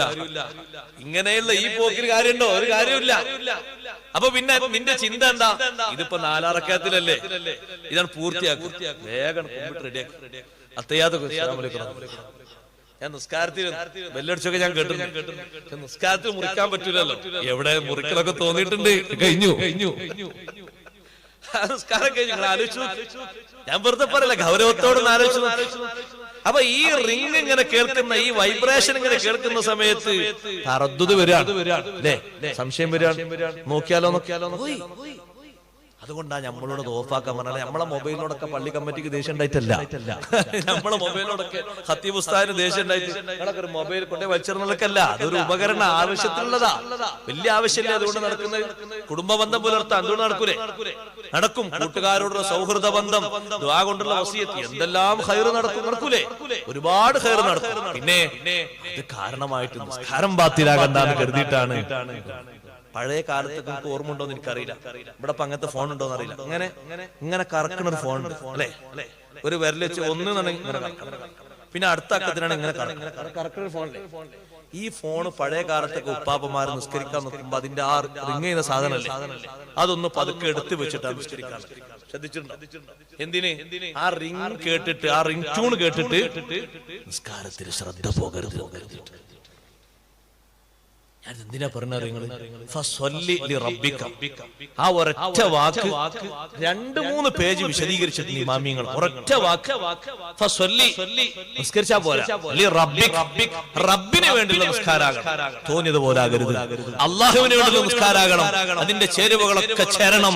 ഇതുകൊണ്ട് ആ നിസ്കാരത്തെ പറ്റി, നോമ്പിനെ പറ്റി പറയാത്തൊരു ശൈലി, ഹജ്ജിനെ പറ്റി പറയാത്തൊരു ശൈലി, സക്കാത്തിനെ പറ്റി പറയാത്തൊരു ശൈലി അള്ളാഹ് നിസ്കാരത്തെ പറ്റി ഖുർആനിൽ പറഞ്ഞിട്ടുണ്ട്. وإنها لكبيرة إلا على الخاشعين. നിസ്കാരം വലിയ സംഗതിയാണ്, നിസ്കാരം വലിയ വിഷയമാണ്, വലിയ പ്രശ്നമാണ്. ഇല്ലാ അലൽ ഖാശിഈൻ, ഭക്തന്മാരുടെ നിസ്കാരത്തിനൊഴികെ അവർക്ക് നിസ്കാരം എളുപ്പമാണ്, നിസ്കാരം ഒരു ഭാരവുമില്ല. നിസ്കരിച്ചാൽ തീരൂല. ഹദീന പൊട്ടിച്ചാൽ പോലും, ബോംബ് പൊട്ടിച്ചാൽ പോലും, തീ കത്തിയാൽ പോലും നിസ്കാരത്തിൽ ബദ്ധശ്രദ്ധരാണെങ്കിൽ പുറം ലോകം അറിയൂല. ലോകത്തിന്റെ നേതാവ് മുഹമ്മദുർ റസൂലുള്ളാഹി സ്വല്ലല്ലാഹു അലൈഹി വസല്ലം തങ്ങളുടെ പേരക്കുട്ടിയെ കേട്ടിട്ടില്ലേ? സൈനുൽ ആബിദീൻ റളിയല്ലാഹു അൻഹു കേട്ടിട്ടില്ലേ? സൈനുൽ ആബിദീൻ ജനങ്ങൾ വിളിക്കുന്ന പേരാണ്, ഒറിജിനൽ പേര് അലി ഇബ്നുൽ ഹുസൈൻ റളിയല്ലാഹു അൻഹു. കർബലയിൽ ഷഹീദായ ഹുസൈൻ റളിയല്ലാഹു അൻഹു ഇല്ലേ, ആ ഹുസൈൻ തങ്ങളുടെ മോനാണ് അലി. ബാപ്പാന്റെ പേരെന്നെ മോനിട്ടതാണ്. അങ്ങനെ പാരമ്പര്യമില്ലേ? വല്ലിപ്പാനെ ഓർക്കാൻ വേണ്ടി കുട്ടിക്ക് പേരുണ്ട് അല്ലേ? പഴയ കാലത്ത് കുട്ടിക്ക് എന്താ പേരുണ്ട്? കുട്ടിക്ക് മുഹിയുദ്ദീൻ കുട്ടിന്ന് പേര്. എന്താ കുട്ടിയിട്ടത്? ആ വല്ലിപ്പ മുഹിയുദ്ദീനാണ്, അപ്പൊ മുഹിയുദ്ദീൻ കുട്ടിയായതാ. എന്താ മോന് പേരിട്ടത്? മോന് കുഞ്ഞഹമ്മദ് എന്ന് പേര്. എന്റെ കുഞ്ഞഹമ്മദ് വല്ലിപ്പ അഹമ്മദാണ്, കുഞ്ഞഹമ്മദാ. അങ്ങനെ ആ പേര് അനുസ്മരിക്കാൻ വേണ്ടി പേരിടും. ഹുസൈൻ റളിയല്ലാഹു അൻഹു ബാപ്പാനെ ഓർക്കാൻ വേണ്ടിയിട്ട് മോനും പേരിട്ടു. എന്ത്? അലി, അലി ഇബ്നുൽ ഹുസൈൻ. ഈ കുട്ടിയെയാണ് ചരിത്രം സൈനുൽ ആബിദീൻ എന്ന പേര് കൊണ്ട് ഓമന പേര്. അതാ ജനങ്ങളൊക്കെ വിളിക്കുന്ന പേര് സൈനുൽ ആബിദീൻ റളിയല്ലാഹു അൻഹു. മഹാനവറുകൾ ഒരു സ്ഥലത്ത് നിസ്കരിക്കാം. ഒരു വീട്ടിന്റെ ഉള്ളിൽ പുറത്ത് തീ കത്തി, തീ ഇങ്ങനെ ആളി കത്തി കത്തി കത്തി കത്തി ഉള്ളോട്ട് പോകാണ്. ജനങ്ങള് ഭയങ്കര ഒച്ചവെക്കാണ്. ഇന്നത്തെ ഫയർഫോഴ്സ് അന്നില്ലല്ലോ.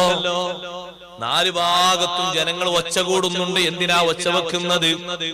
അവരുടെ കണ്ണിലുണ്ണിയായ, അവർക്ക് പ്രിയപ്പെട്ട നേതാവായ എപ്പോഴും ഒന്ന് നോക്കിയാൽ സന്തോഷം ഏറെ ലഭിക്കുന്ന, ദുആ ചെയ്താൽ ഉത്തരം കിട്ടുന്ന ലോകത്തിന്റെ നേതാവിന്റെ പൊന്നോമന പൗത്രനായ പേരക്കുട്ടിയായ സൈനുൽ ആബിദീൻ തങ്ങൾ ഉള്ളിൽ നിസ്കരിക്കുന്നുണ്ട്. ജനങ്ങളെ പുറത്തു മുഴുവനും തീ കത്തുകയാണ്.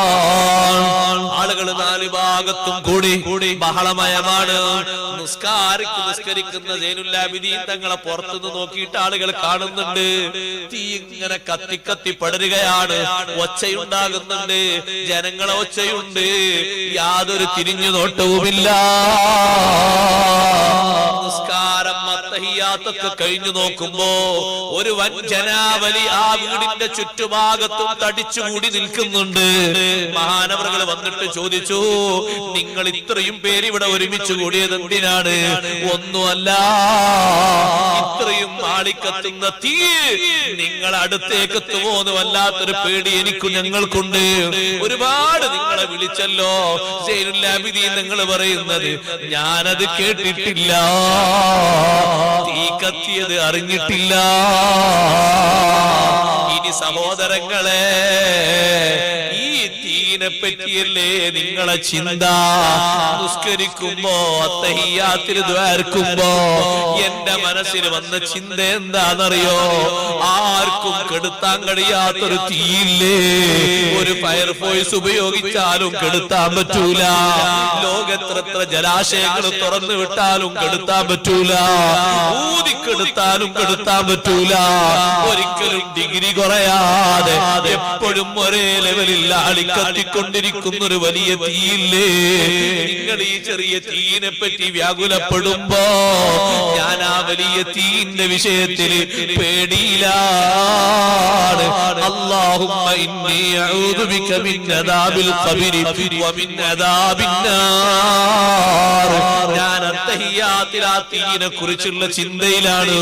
ഇത് ചെറിയ തീയല്ലേ, മണ്ണ് വാരിയിട്ടാൽ കെട്ടുപോകൂലേ, തച്ച് കെടുത്തിയാൽ കെട്ടുപോകൂലേ, വെള്ളമൊഴിച്ചാൽ കെട്ടുപോകൂലേ, മറ്റു പലതും വെച്ചുടച്ചാൽ കെട്ടുപോകൂലേ?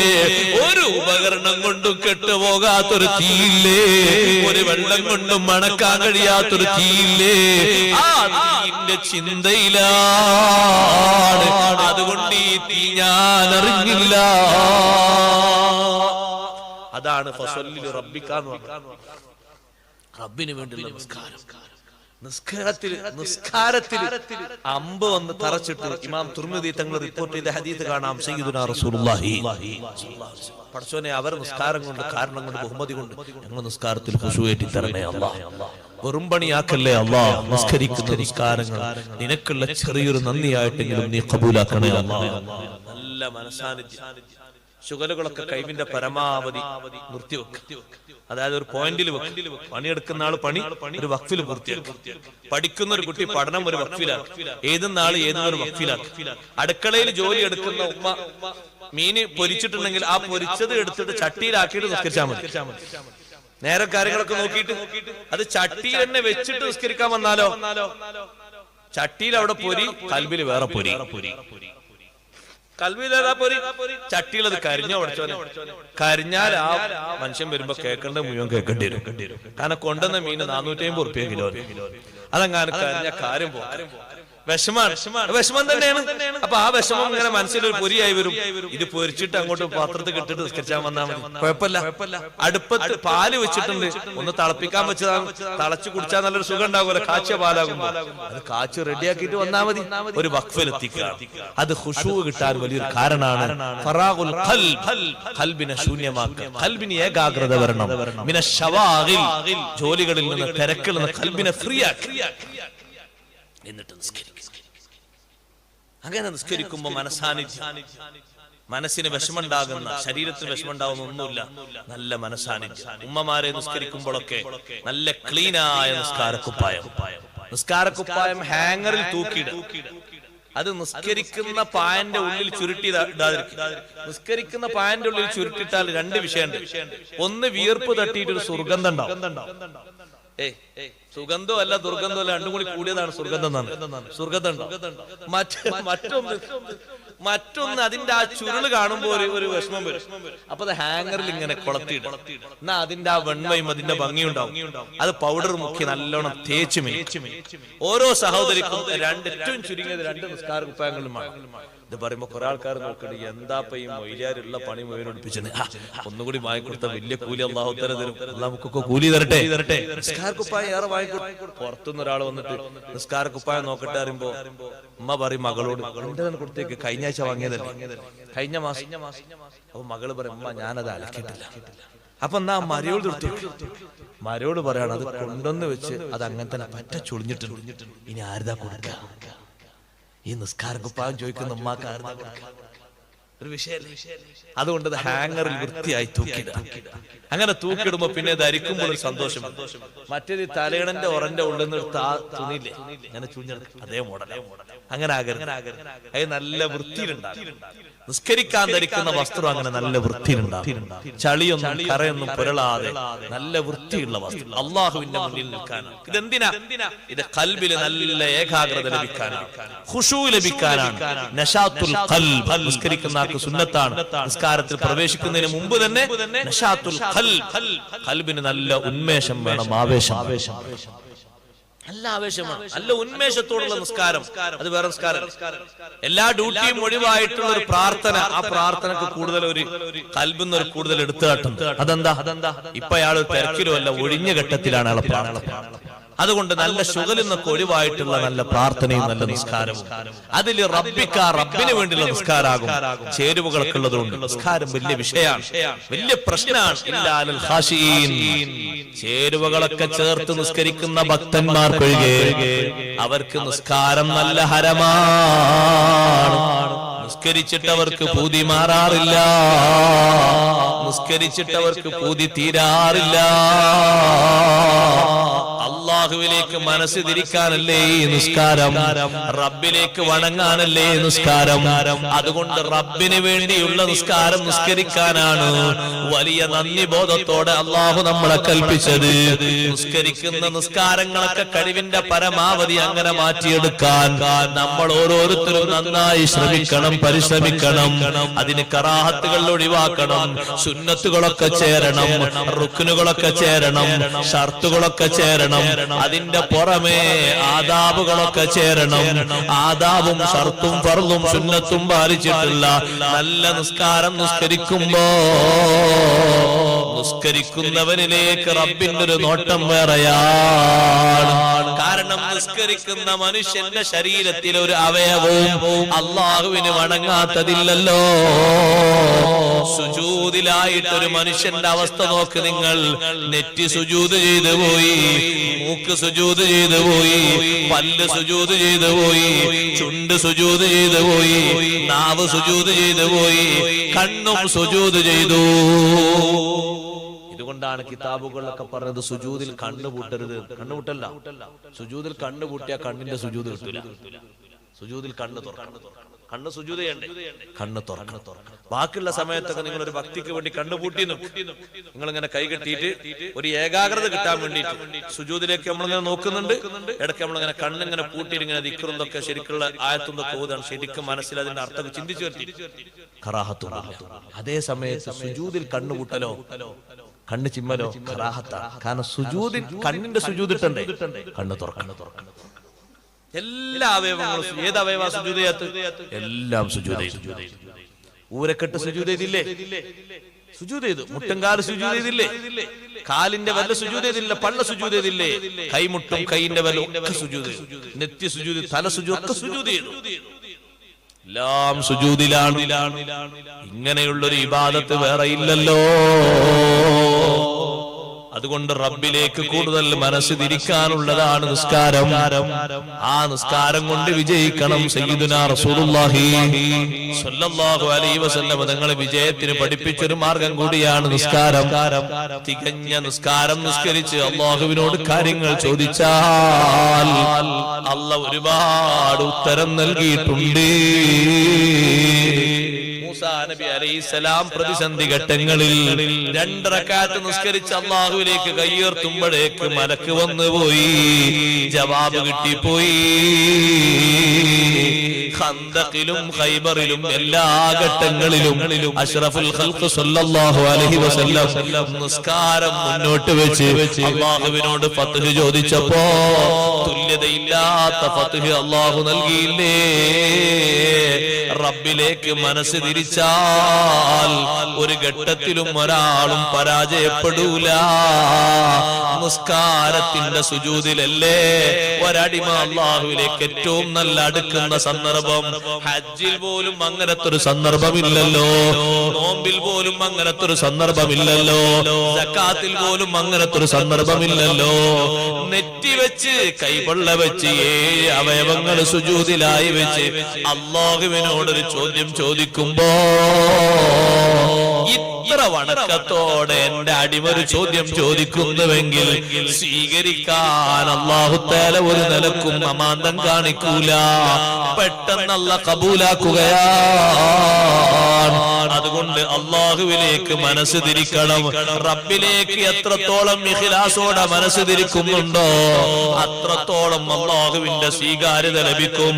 നിങ്ങൾ നോക്ക്, മുൻഗാമികളിൽപ്പെട്ട സ്വാലിഹായ ഒരു മനുഷ്യൻ, ഞാൻ ബറക്കത്തിന് അല്ലാഹുവിലേക്ക് മനസ്സ് തിരിച്ചതുകൊണ്ട് വലിയ മഹത്വം കിട്ടിയൊരു മഹദിയുടെ സംഭവം കൂടി പറഞ്ഞ് ഞാൻ എന്റെ വാക്കുകൾ ഉപസംഹരിക്കുന്നു.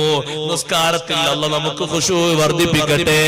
അല്ലാഹ് സ്വീകരിക്കുന്ന നിസ്കാരം നിസ്കരിക്കാൻ അല്ലാഹ് തൗഫീഖ് നൽകട്ടെ. ജീവിതത്തിന്റെ അവസാന ഘട്ടം വരെ ഒരൊറ്റ നിസ്കാരവും ഫർളായത് ഒഴിവാകാതെ കഴിവിന്റെ പരമാവധി സുന്നത്തുകളൊക്കെ പാലിച്ചുകൊണ്ട് നിസ്കാരം നിർവഹിക്കാൻ അല്ലാഹ് തൗഫീഖ് തരട്ടെ. ഒരൊറ്റ ഘട്ടത്തിൽ ഒരു കുറവും വരൂല. നിസ്കാരം അതിന്റെ മട്ടത്തിൽ നിർവഹിക്കുന്നുണ്ട്, ഒരു കുറവും വരൂല. കച്ചവടം ഉണ്ടായിട്ടും ഏർപ്പാടുണ്ടായിട്ടും അതൊന്നും നിസ്കാരത്തിന് തടസ്സമാകാതെ നിന്ന ലോകത്ത് ആൺകുട്ടികളുണ്ട്. അല്ലാഹു ഖുർആനിൽ അവരെ പറ്റി അങ്ങനെയാ പറഞ്ഞത്, റിജാലുൻ ലാ തുൽഹീഹിം തിജാറത്തുൻ വലാ ബൈഉ അൻ ദിക്രില്ലാഹി വഇഖാമിസ് സ്വലാത്തി വഇതാഇസ് സകാത്ത്. റിജാലുൻ മഹത്തായ പൗരുഷത്വം നിറഞ്ഞ ആൺകുട്ടികൾ ലോകത്തുണ്ട്. സ്വഹാബത്തിനെ പറ്റിയാണ് ആ പറഞ്ഞത്. ലാ തുൽഹീഹിം തിജാറത്തുൻ വലാ ബൈഉ, അവരിലും കച്ചവടക്കാരുണ്ട്, ബിസിനസ്സുകാരുണ്ട്, തൊഴിൽക്കാരുണ്ട്. ഒരു തൊഴിലും ഒരു ബിസിനസ്സും അവരെ ശ്രദ്ധ മാറ്റിക്കളയൂല. അന്തിക്കിരില്ല, അല്ലാഹനെ ഓർക്കുന്നതിൽ നിന്ന് അവരെ മാറ്റിക്കളയൂല. നിസ്കാരം നിലനിർത്തുന്നതിൽ നിന്ന് ശ്രദ്ധ മാറ്റിക്കളയൂല. സകാത്ത് കൊടുക്കുന്നതിൽ നിന്നും ശ്രദ്ധ മാറ്റിക്കളയൂല. ഏത് ഏർപ്പാടുണ്ടെങ്കിലും നിസ്കാരം ഒഴിവാക്കുന്ന ഒരു ഏർപ്പാടില്ല. നിസ്കാരവും സകാത്തും ഒഴിവാക്കുന്ന ഒരു ബിസിനസ് ഇല്ല. എന്തേ സ്വഹാബത്തിന് അങ്ങനെ പ്രേരിപ്പിക്കാൻ കാരണം? യഖാഫൂന യൗമൻ തതഖല്ലബു ഫീഹിൽ ഖുലൂബു വൽ അബ്സാർ.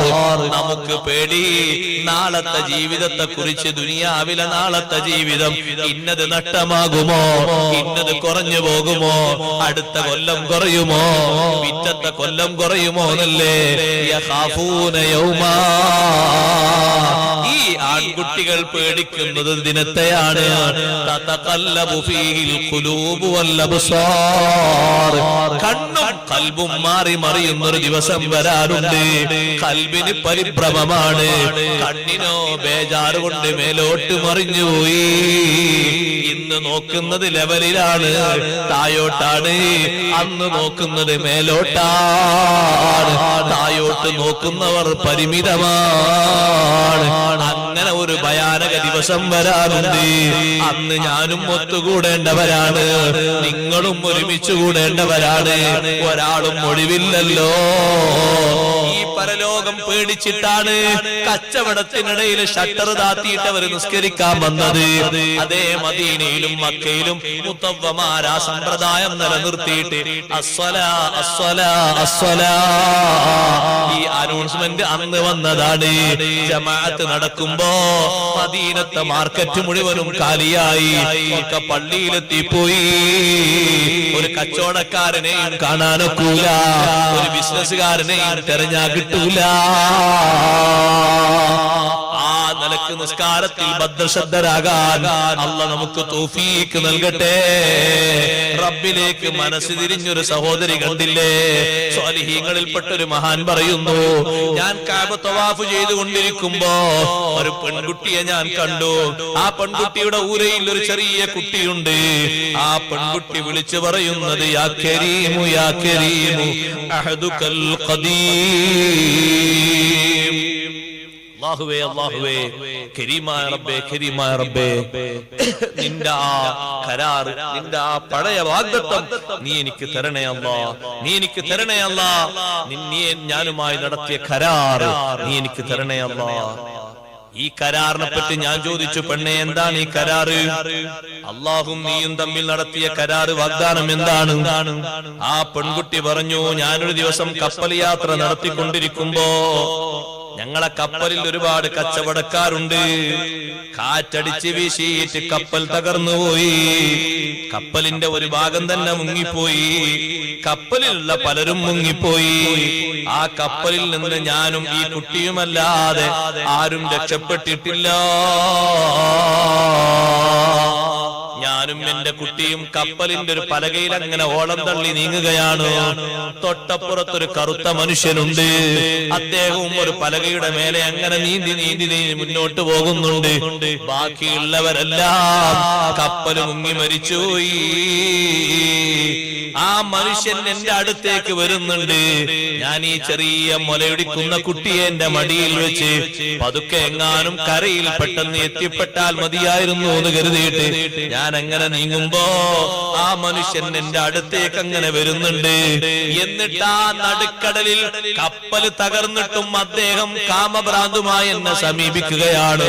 എന്നോട് പറയുന്നു, നിന്റെ ശരീരം നീ ഇവിടെ വെച്ച് എനിക്ക് കീഴ്പ്പെടുത്തി തരണം.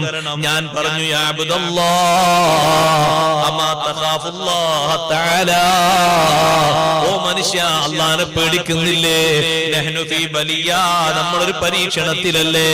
രക്ഷപ്പെടുമെന്ന് നമുക്ക് പ്രതീക്ഷയില്ലല്ലോ. അല്ലാഹനെ അനുസരിച്ചല്ലാതെ രക്ഷപ്പെടാനൊക്കില്ലല്ലോ. പിന്നെ തെറ്റ് ചെയ്താൽ ഈ കടലിൽ എങ്ങനെ രക്ഷപ്പെടാനാ? ഒരു പലക മാത്രമേ അല്ലേ ഉള്ളൂ. ആ പലക തായോട്ട് വലിച്ചാൽ നീന്തി എത്താൻ കഴിയൂലല്ലോ. ഇത് കടലല്ലേ. അതുകൊണ്ട് തോന്നിവാസം കളിക്കരുത്. മാറിപ്പോകൂ മാറിപ്പോകൂ എന്ന് പറഞ്ഞിട്ടും ആ ചെറുപ്പക്കാരൻ കേട്ടിയില്ല. ആ ചെറുപ്പക്കാരൻ പറഞ്ഞു, വർത്തമാനക്കങ്ങ് വിട്ടേക്കൂ. അതേ, നിന്നെ സ്വീകരിക്കാതെ എനിക്ക് നിർവാഹമില്ല. എന്റെ മടിയിൽ കിടക്കുന്ന കുട്ടി ഉറങ്ങുകയാണ്. കുട്ടിയെ അദ്ദേഹം ഇങ്ങനെ ഒച്ചപ്പെടുത്തിയിട്ട് കുട്ടിയെ ഉണർത്തി. കുട്ടി കരയാൻ തുടങ്ങി. ഞാൻ സമ്മതിക്കാതെ വന്നപ്പോ എന്റെ മടിയിലുള്ള കുട്ടിയെ വാരി വലിച്ചിട്ട് കടലിലേക്ക് എറിഞ്ഞു. ക്രൂരനായ മനസ്കൻ ആ ചെറിയ ചോരപ്പൈതലിനെ കടലിലേക്ക് വലിച്ചെറിഞ്ഞപ്പോ ഞാൻ അല്ലാഹുവിലേക്ക് കരങ്ങൾ നീട്ടിയിട്ട് എന്നെ കണ്ണുയർത്തിയിട്ട് ഞാൻ പറഞ്ഞു, യാ മയ്യഹൂലു ബൈനൽ മർഇ വഖൽബിഹി ഫിൽ ബൈനി വബൈന ഹാദൽ അസ്വദി ബിഹൗലിക വഖുവതിക ഇന്നക അലാ കുല്ലി ഷൈഇൻ ഖദീർ. മനുഷ്യനും അവന്റെ ഖൽബിനും ഇടയിൽ മറയിടുന്ന അല്ലാഹുവേ, മനുഷ്യന്റെയും അവന്റെ ഖൽബിന്റെയും ഇടയിൽ മറയിടാൻ കഴിവുള്ളവനല്ലേ റബ്ബ്. അതുകൊണ്ടല്ലേ ഖൽബിനെ ഉറക്കി കിടത്തിയിട്ട് ശരീരം മൊത്തം അല്ലാഹ് ഉറക്കം തരുന്നില്ലേ? ഖൽബിന് ഉറക്കം ബാധിച്ചത് കൊണ്ടല്ലേ ശരീരം ഉറങ്ങുന്നത്. ഖൽബുറങ്ങാത്തവരെ ശരീരം ഉറങ്ങുന്നില്ലല്ലോ. ഇന്ന ഐനയ്യ തനാമാനി വലാ യനാമു ഖൽബി, എന്റെ കണ്ണേ ഉറങ്ങൂ, എന്റെ ഖൽബുറങ്ങൂല. സദഖ റസൂലുള്ളാഹി. ശരീരം ഉറങ്ങൂല, കണ്ണ് മാത്രം ഉറങ്ങും, ഉദു മുറിയൂല. ബുദ്ധിയുടെ വകതിരിവ് പോയിട്ട് ഉദു മുറിയുന്നൊരു സന്ദർഭമല്ല. നമ്മൾ കട്ടിൽ കണ്ടാൽ തന്നെ ഉദു മുറിഞ്ഞു കിടക്കണമെന്നില്ല. നമ്മൾ ഹാലങ്ങനെ മനുഷ്യനും അവന്റെ ഖൽബിനിടയിൽ അല്ലാഹ് മറയിടുകയാണ്. ഈ മറയിടാൻ കഴിയുന്ന റബ്ബേ, എനിക്കും ഈ മനുഷ്യനിടയിൽ നീ മറയിട്ടേക്കണം. അയാൾ എന്റെ അടുത്തേക്ക് നീ വരുത്തരുത്. ഞാൻ ആ പ്രാർത്ഥന തീരുമ്പോഴേക്ക് എന്റെ കലിമത്തുകൾ തീർന്നിട്ടില്ല. അപ്പോഴേക്ക് കടലിന്റെ ഉള്ളിൽ നിന്നൊരു ജന്തു പുറത്തേക്ക് വന്നു. അതിന്റെ വാപ്പിളർത്തിയിട്ട് ഈ മനുഷ്യനെ മുടുങ്ങി, ആ മനുഷ്യനെ വിഴുങ്ങിയിട്ട് കടലിന്റെ അടിയിലേക്ക് പോയി. ഞാൻ ആ പലകയിൽ തന്നെ അക്കരെ എത്തി. പതുക്കെ പതുക്കെ നീങ്ങിയിട്ട് കരയിൽ ഞാൻ എത്തിച്ചേർന്നു. തിരമാലകൾ എന്നെ തള്ളി തള്ളിക്കൊണ്ടുപോയി. ഞാൻ അവിടെ എത്തും എനിക്ക് വലിയ വിഷമുണ്ട്. കാരണം ചെറിയ മുല കുടിക്കുന്ന ഒരു കുട്ടി എന്റെ മടിയിലുണ്ടായിരുന്നല്ലോ. ഈ മനുഷ്യനല്ലേ, ഈ ക്രുദ്ധനായ മനുഷ്യനല്ലേ തന്റെ കാമകേളിക്ക് വേണ്ടി, ഭ്രാന്തിന് വേണ്ടി ആ കുട്ടിയോടൊരു വാത്സല്യം പോലും തോന്നാതെ അതിനെ വിട്ടിട്ട് കടലിലേക്ക് വലിച്ചെറിഞ്ഞില്ലേ ആ മനുഷ്യൻ. ആ മനുഷ്യനെ കടലിന്റെ അടിയിൽ നിന്നൊരു മൃഗം കൊണ്ടുപോയല്ലോ. ഞാൻ അങ്ങനെ കരയിലെത്തിയിട്ട് വെള്ളം കുടിച്ച് ഭക്ഷണം കഴിച്ച് അങ്ങനെ ജീവിക്കാം. കുറച്ച് പച്ചക്കറികൾ ഉള്ളത് ഞാൻ തിന്നുന്നു, വെള്ളം കടലിൽ നടക്കുന്നു, ഞാൻ കുടിക്കുന്നു, ഞാൻ അങ്ങനെ നീങ്ങുന്നു. എപ്പോഴെങ്കിലും ആരെങ്കിലും കണ്ടാൽ ഇവിടുന്ന് പോകാമെന്ന് ഞാൻ കരുതുന്നുണ്ട്. കപ്പലുകാരെങ്കിലും വരും, വേറെ ഏതെങ്കിലും തൊഴിലാളികൾ വരും, തോണിക്കാരോ ബോട്ടുകാരോ വരുമ്പോ കയറി പോകാമെന്ന് കരുതുന്നു. 4 ദിവസം ഞാൻ അവിടെ താമസിച്ചപ്പോ അതാ ഒരു കപ്പൽ 5ാമത്തെ ദിവസം അങ്ങനെ പോകുന്നുണ്ട്. ഞാൻ ആ കപ്പൽ പോകുന്ന ഭാഗത്തേക്ക് എന്റെ വസ്ത്രം ഇങ്ങനെ ഉയർത്തി കാണിച്ചു കൊടുത്തു. എന്നെ കണ്ടോട്ടെ എന്ന് കരുതിയിട്ട് ഞാനൊരു മുണ്ടങ്ങനെ കാണിച്ചു കൊടുത്തു. ആ കപ്പൽ എന്നോട് അടുത്തേക്ക് വന്നു. ആ കപ്പലിലേക്ക് എന്നെ കയറ്റാൻ വേണ്ടി ഞാൻ അവരോട് അഭ്യർത്ഥിച്ചു. 3 ആളുകൾ അതിൽ നിന്ന് ഇറങ്ങി വന്നു. അവരെന്നെയും കൊണ്ട് നീന്തിപ്പോയി. ആ കപ്പലിന്റെ അടുത്തെത്തി എന്നെ കപ്പലിന്റെ ഉള്ളിൽ കയറ്റി. മനസ്സറിഞ്ഞിട്ട് അള്ളാഹുവോട് നടത്തിയൊരു പ്രാർത്ഥന നിങ്ങൾ കേട്ടില്ല? മനുഷ്യനും കൽബിനും ഇടയിൽ മറയിടുന്ന അള്ളാഹുവേ, ഒരു വിളി അങ്ങ് വിളിച്ചു. ഈ കറുത്ത മനുഷ്യന്റെയും എനിക്കും ഇടയിൽ നീ മറയിട്ട് തരണം. ഇന്നക അലാ കുല്ലി ഷൈഇൻ ഖദീർ. എല്ലാറ്റിനും കഴിവുള്ള ആളല്ലേ അല്ലാഹ്, ഞാനത് വിശ്വസിക്കുന്ന ആളല്ലേ, നീ എനിക്ക് തരണം. കപ്പലിന്റെ ഉള്ളിൽ ഞാൻ എത്തി നോക്കുമ്പോ ആ പെണ്ണ് പറയാണ്, അത്ഭുതം, ആ മനുഷ്യൻ കടലിലേക്ക് വലിച്ചെറിഞ്ഞ എന്റെ കുട്ടി കപ്പലിൽ ഒരാളെ മടിയിലിരിക്കുന്നതാണ് ഞാൻ കണ്ടത്. എനിക്ക് നിയന്ത്രണം വിട്ടുപോയി. ഞാൻ ആ കുട്ടിയുടെ ഒരു കണ്ണിന്റെ ഭാഗത്തും ചുംബനം നടത്തി. ഞാൻ ആ കുട്ടിയുടെ നെറ്റിയിൽ ചുംബനം നടത്തി. ആ കുട്ടിയുടെ ശരീരത്തിൽ ഞാൻ എങ്ങനെ തൊട്ട് എനിക്ക് വല്ലാത്തൊരു സന്തോഷം വന്നിട്ട് ഞാൻ പറഞ്ഞു, വല്ലാഹി വലദീ വഖിത്അതും മിൻ കബിദി. ഇതെന്റെ കുട്ടിയാണല്ലോ, എന്റെ ഹൃദയത്തിന്റെ ഭാഗമാണല്ലോ. കപ്പലുകാർ മുഴുവനും എന്നോട് ചോദിച്ചു, മജ്നൂനത്തുൻ അൻതി, നീ പൊട്ടത്തിയാണോ, നീ ഭ്രാന്തത്തിയാണോ, ബുദ്ധിക്ക് വല്ല തകരാറുണ്ടോ? ഞാൻ അവരോട് പറഞ്ഞു, ഞാനൊരു ഭ്രാന്തത്തിയോ അല്ല, ഞാൻ ബുദ്ധിക്ക് ഭ്രമം സംഭവിച്ച ആളും അല്ല. എന്റെ വിഷയത്തിൽ നിന്ന് നേരത്തെ ഉണ്ടായ സംഭവങ്ങളൊക്കെ, നേരത്തെ ഒരു കപ്പൽ മുങ്ങിയതും ആ കപ്പലിൽ നിന്നൊരു പലകയിൽ ഞാനും എന്റെ കുട്ടിയും രക്ഷപ്പെട്ടതും, മറ്റൊരു മനുഷ്യൻ അവിടെ വന്ന് എന്നെ പ്രണയിക്കാനും എന്നെ വശീകരിക്കാനും നോക്കിയതും സംഭവങ്ങളൊക്കെ ഞാൻ വിശദീകരിച്ചു കൊടുത്തപ്പോ അവരെല്ലാവരും തലതാഴ്ത്തി എന്റെ താഴെ ഇരുന്നു പോയി. അവരെന്നോട് പറഞ്ഞു, പെണ്ണേ, നീ പറഞ്ഞത് വല്ലാതെ അത്ഭുതപ്പെടുത്തുന്ന ഒരു കാര്യമാണല്ലോ. ഞങ്ങൾ കണ്ടൊരു അത്ഭുതം ഞങ്ങളും നിനക്ക് പറഞ്ഞു തരട്ടെ. ഞങ്ങൾ ഈ കപ്പലിൽ സഞ്ചരിച്ചു കൊണ്ടിരിക്കുമ്പോ